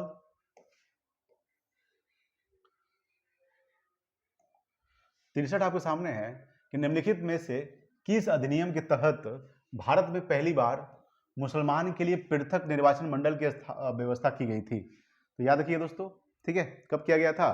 तो 1909 का मार्ले मिंटो सुधार, 1909 का मार्ले मिंटो सुधार, ठीक है, ये आपको ध्यान रखिएगा। तो किस अधिनियम के तहत? तो 1909 का मार्ले मिंटो सुधार अधिनियम के तहत भारत में पहली बार मुसलमान के लिए पृथक निर्वाचन मंडल की व्यवस्था की गई थी, ठीक है। चलिए देखिए अगला 64 नंबर। 64 आपके सामने है कि भारत के संविधान के अनुसार निम्न में से कौन सा देश शासन के लिए आधारभूत है? तो राज्य नीति निर्देशक तत्व, ठीक है, याद रखिएगा। राज्य के नीति निर्देशक तत्व का मतलब क्या होता है? कल्याणकारी राज्य का स्थापना करना। क्या होता है? तो कल्याणकारी राज्य का स्थापना करना, ये क्या होता है आपका? तो ये नीति निर्देशक सिद्धांत तत्व का इसका मकसद है, ठीक है। देखिए इसका जो उल्लेख किया गया है भाग 4 में है, ठीक है, अनुच्छेद पूछेगा आर्टिकल, ठीक है, 36 से 51 तक, 36 से 51 तक इसका दोस्तों उल्लेख किया गया है। आर्टिकल राज्य के नीति से तत्व कहाँ से लिया गया है? तो ये आयरलैंड के संविधान से लिया गया है, आयरलैंड के संविधान से लिया गया है। आयरलैंड की राजधानी दोस्तों क्या होता है? डबलिन। आयरलैंड देश की राजधानी डबलिन होता है, ये भी ध्यान रखिएगा, ठीक है। मूल कर्तव्य दोस्तों, ठीक है, कितने मूल कर्तव्य है? तो पहले कितने थे? 10 थे, ठीक है। 86वां संविधान संशोधन 2002 के द्वारा दोस्तों एक और मौलिक कर्तव्य को जोड़ा गया था, ठीक है, ये आपको ध्यान रखिएगा दोस्तों। वर्तमान में कितने मौलिक कर्तव्य है? 11 मौलिक कर्तव्य है, ठीक है, आपको ध्यान रखना है दोस्तों। मौलिक कर्तव्य को कहाँ से लिया गया है? ये रूस के संविधान से लिया गया है, ठीक है, याद रखिएगा। मौलिक कर्तव्य का जो उल्लेख किया गया है दोस्तों भाग 4 के क में किया गया है, याद रखिए दोस्तों। अनुच्छेद पूछेगा, अनुच्छेद किसमें है? तो अनुच्छेद, ठीक है, 51 के क में है, ठीक है, अनुच्छेद मूल कर्तव्य, ये आपको ध्यान रखिएगा। मूल अधिकार दोस्तों अभी हम बताए थे, मूल अधिकार को कहाँ से लिया गया है? तो मूल अधिकार को अमेरिका के संविधान से लिया गया है। वर्तमान में मूल अधिकार कितने हैं? तो 6 मूल अधिकार है, ठीक है। इससे पूछेगा कौन कौन सा है? समानता का अधिकार, स्वतंत्रता का अधिकार, ठीक है, शोषण विरुद्ध अधिकार, धार्मिक स्वतंत्रता का अधिकार, सांस्कृतिक एवं शिक्षा का अधिकार, संवैधानिक उपचारों का अधिकार। ये टोटल आपका 6 मूल अधिकार है, ठीक है। मूल कर्तव्य 11 है, ठीक है। मूल कर्तव्य को रूस के संविधान से लिया गया है। ये भी आपको ध्यान रखिएगा। चलिए, तो भारत के संविधान के अनुसार निम्न में से कौन सा देश के शासन के लिए आधारभूत है? तो नीति निर्देशक तत्व भाग 4 अनुच्छेद 36 से 51, आयरलैंड के संविधान से राजधानी डबलिन, ये आपको ध्यान रखिएगा। चलिए 65 नंबर सवाल। 65 आपके सामने है कि निम्नलिखित को सुमेलित कीजिए। देखिए, राष्ट्रपति पर महाभियोग की जो प्रक्रिया है किस में लगाया जाता है दोस्तों? अनुच्छेद 61 में लगाया जाता है। आपका क्या है दोस्तों? सही है। ठीक है, राष्ट्रपति की क्षमादान की शक्ति दोस्तों अनुच्छेद 72 के तहत प्राप्त है। ठीक है, यानी अनुच्छेद 72 के तहत राष्ट्रपति की क्षमादान की शक्ति प्राप्त है। भारत का महान्यायवादी का जो उल्लेख किया गया दोस्तों अनुच्छेद 76 में किया गया, ये भी आपका सही है। संसद का सत्र सत्रावसान तथा भंग करना अनुच्छेद किस में है? 85 में है दोस्तों, ये भी आपका क्या है? सही है। यानी ऑप्शन नंबर इसका ई हो जाएगा। इनमें सभी क्या है दोस्तों? सही है। ठीक है, ये आपको ध्यान रखिएगा। सबसे पहले बात करेंगे कि राष्ट्रपति पर महाभियोग की प्रक्रिया अनुच्छेद 61। राष्ट्रपति को अगर हटाना है तो महाभियोग की प्रक्रिया द्वारा राष्ट्रपति को हटाया जा सकता है। ठीक है, जिसका उल्लेख अनुच्छेद 61 में किया गया है। राष्ट्रपति की जो क्षमादान की शक्ति प्राप्त है अनुच्छेद 72 के तहत प्राप्त है। भारत का महान्यायवादी का जो उल्लेख किया गया अनुच्छेद 76 में किया गया है। संसद का सत्र सत्रावसान भंग करना अनुच्छेद 85 में है। देखिए अगला 66 नंबर सवाल। 66 आपके सामने है, निम्नलिखित में से कौन सी सरकार की संसदीय प्रणाली की विशेषता नहीं है? ठीक है, ये आपको ध्यान रखिएगा दोस्तों। अगर सवाल पूछेगा तो शक्तियों का पृथक्करण, शक्तियों का जो पृथक्करण है ये क्या है? तो सरकार की संसदीय प्रणाली की विशेषता नहीं है। बहुमत दल का शासन ये दोस्तों है। दोहरी कार्यपालिका ये भी है। सामूहिक उत्तरदायित्व ये भी है। शक्तियों का पृथक्करण नहीं है। अगला सवाल देखिए 67 नंबर सवाल। 67 आपके सामने है कि विधानसभा में सीटों की अधिकतम और न्यूनतम संख्या कितनी हो सकती है? तो विधानसभा में जो हो सकती है सीटों की अधिकतम संख्या 500 हो सकती है और न्यूनतम संख्या 60 हो सकती है। ठीक है, ये आपको ध्यान रखना है दोस्तों। चलिए आगे बात करेंगे। देखिए अगला सवाल 68 नंबर सवाल। 68 है कि किस अनुच्छेद के तहत संसद के दोनों सदनों से पारित विधेयक को राष्ट्रपति की सहमति के लिए भेजा जाता है दोस्तों? ठीक है, यहाँ दोस्तों एक ऑप्शन नीचे आ गया दोस्तों। ठीक है, यहाँ पे ऑप्शन नंबर आपका हो जाएगा अनुच्छेद 111। क्या हो जाएगा? अनुच्छेद 111 हो जाएगा। ठीक है, अनुच्छेद दोस्तों 106 में क्या है? याद रखिएगा, अनुच्छेद 106 में है संसद के सदस्य के वेतन में भत्ते। संसद के सदस्य के वेतन एवं भत्ते। ठीक है, ये आपका है अनुच्छेद 106 में। अनुच्छेद 109 में क्या है? धन विधेयक की प्रक्रिया। धन विधेयक की प्रक्रिया किसमें है? ये आपका अनुच्छेद 109 में है। तो धन विधेयक का उल्लेख किस में किया गया है? तो धन विधेयक का जो उल्लेख किया गया है, ठीक है, याद रखिएगा, ये अनुच्छेद 110 में है। यानी आर्टिकल 110 में धन विधेयक का उल्लेख किया गया। ठीक है, ये आपको ध्यान रखिएगा। धन विधेयक प्रक्रिया अनुच्छेद 109 में, धन विधेयक को लेकर अनुच्छेद 110 में है। ये आपको ध्यान रखिएगा। देखिए अच्छा, अनुच्छेद 112 में क्या है? ये भी ध्यान रखिएगा।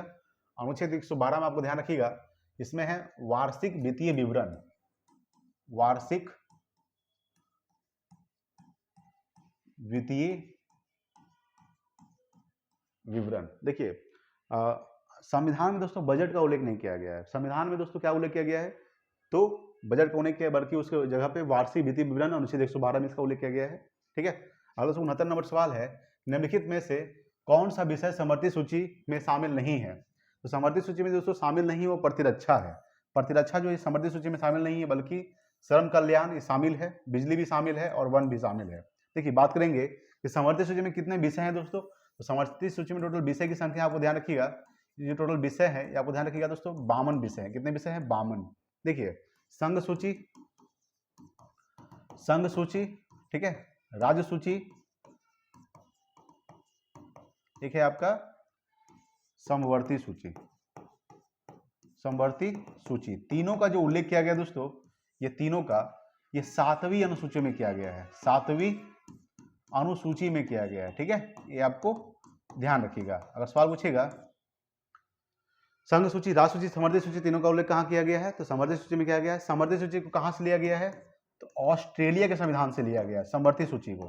ठीक है, ये आपको ध्यान रखिएगा दोस्तों। और पूछेगा कि संघ सूची में कितने विषय हैं? तो संघ सूची में दोस्तों टोटल याद रखिएगा 100 विषय हैं। राज सूची में दोस्तों कितने विषय हैं, तो 61 विषय हैं, और समवर्ती सूची में 52 विषय हैं। ठीक है, ये आपको ध्यान रखिएगा। संघ सूची में जितने विषय होते हैं उसमें कानून बनाने का अधिकार केंद्र सरकार को है, राज सूची में कानून बनाने का अधिकार राज्य सरकार को है, समवर्ती सूची में दोनों का है, राज्य सरकार को भी और केंद्र सरकार को भी। ठीक है, ये आपको ध्यान रखिएगा दोस्तों। इसका उल्लेख किया गया है 7वीं अनुसूची में। इसमें टोटल जो है 7वीं अनुसूची में क्या है, केंद्र राज्यों के बीच शक्ति का बंटवारा।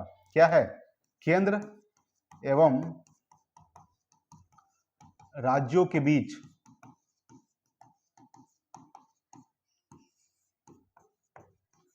शक्ति का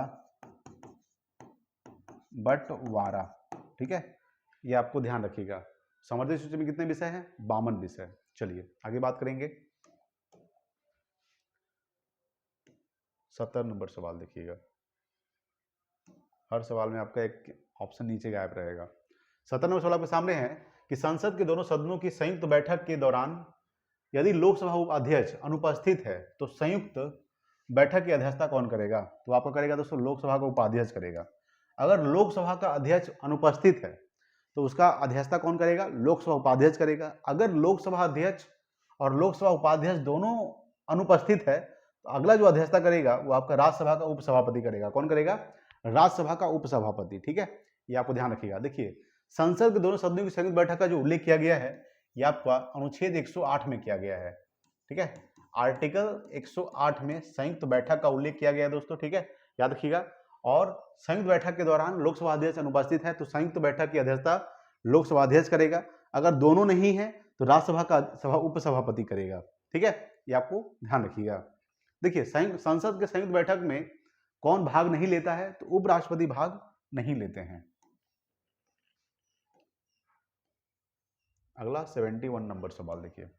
71 है आपके सामने कि अंडमान निकोबार द्वीप समूह की सबसे उच्चतम चोटी किस भाग में स्थित है दोस्तों, तो ये आपका है, आपका याद रखिएगा, ये आपका उत्तरी अंडमान में। कहाँ है, उत्तरी अंडमान में है, जिसका नाम क्या है, तो सैडल पीक है। क्या है दोस्तों, सैडल पीक। इसकी ऊंचाई कितना है, तो 732 मीटर। ठीक है, इसकी ऊंचाई है मेन रूप से। तो अंडमान निकोबार द्वीप समूह की सबसे उच्चतम चोटी किस भाग में स्थित है, ये उत्तरी अंडमान में है। उसका नाम क्या है, सैडल पीक। उसकी ऊंचाई कितना है, 732 मीटर। अंडमान निकोबार क्या है दोस्तों, केंद्र शासित प्रदेश है, जिसका राजधानी क्या है, पोर्ट ब्लेयर। पोर्ट ब्लेयर का नाम चेंज करके विजयपुरम कर दिया गया है। ठीक है, चलिए अगला देखते हैं 72 नंबर सवाल। 72 आपके सामने है कि निम्नलिखित में कौन सुमेलित नहीं है। देखिए बनिहाल दर्रा दोस्तों कहाँ है, जम्मू कश्मीर में आपका सही है। लिपुलेख दर्रा दोस्तों उत्तराखंड में आपका सही है। बाड़ा चदा दोस्तों ये आपका हिमाचल प्रदेश में भी सही है। दीफू दर्रा दोस्तों कहाँ है, ये आपका अरुणाचल प्रदेश में है। कहाँ है, अरुणाचल प्रदेश। ठीक है, यानी ऑप्शन नंबर डी दोस्तों गलत है। और मणिपुर में दोस्तों कौन सा दर्रा है, याद रखिएगा, मणिपुर में तुजू दर्रा। तुजू। ठीक है, चलिए अगला देखते हैं 73 नंबर सवाल देखिएगा। सुमेलित कीजिए। सुमेलित क्या करना है दोस्तों, राजधानी और ये आपका देश है दोस्तों, इधर आपका राजधानी है। ओमान की राजधानी दोस्तों क्या होता है, मस्कट। ठीक है, वियतनाम की राजधानी दोस्तों क्या होता है, हनोई। फिजी की राजधानी दोस्तों सुबा होता है। और फिलीपींस की राजधानी दोस्तों मनीला होता है। ठीक है, ये आपको ध्यान रखिएगा। चलिए अगला सवाल देखिए 74 नंबर। 74 आपके सामने है कि निम्नलिखित में कौन सा सही सुमेलित नहीं है। देखिए वेल्ड के दक्षिण अफ्रीका घास मैदान को क्या कहा जाता है, तो वेल्ड कहा जाता है दोस्तों, आपका सही है। ठीक है, कैंटरबरी याद रखिए दोस्तों। न्यूजीलैंड की घास मैदान को दोस्तों कैंटरबरी कहा जाता है, ये भी आपका सही है। ऑस्ट्रेलिया की घास मैदान को दोस्तों डाउन्स कहा जाता है, ये भी सही है। हंगरी की घास मैदान को दोस्तों पुस्ताज कहा जाता है।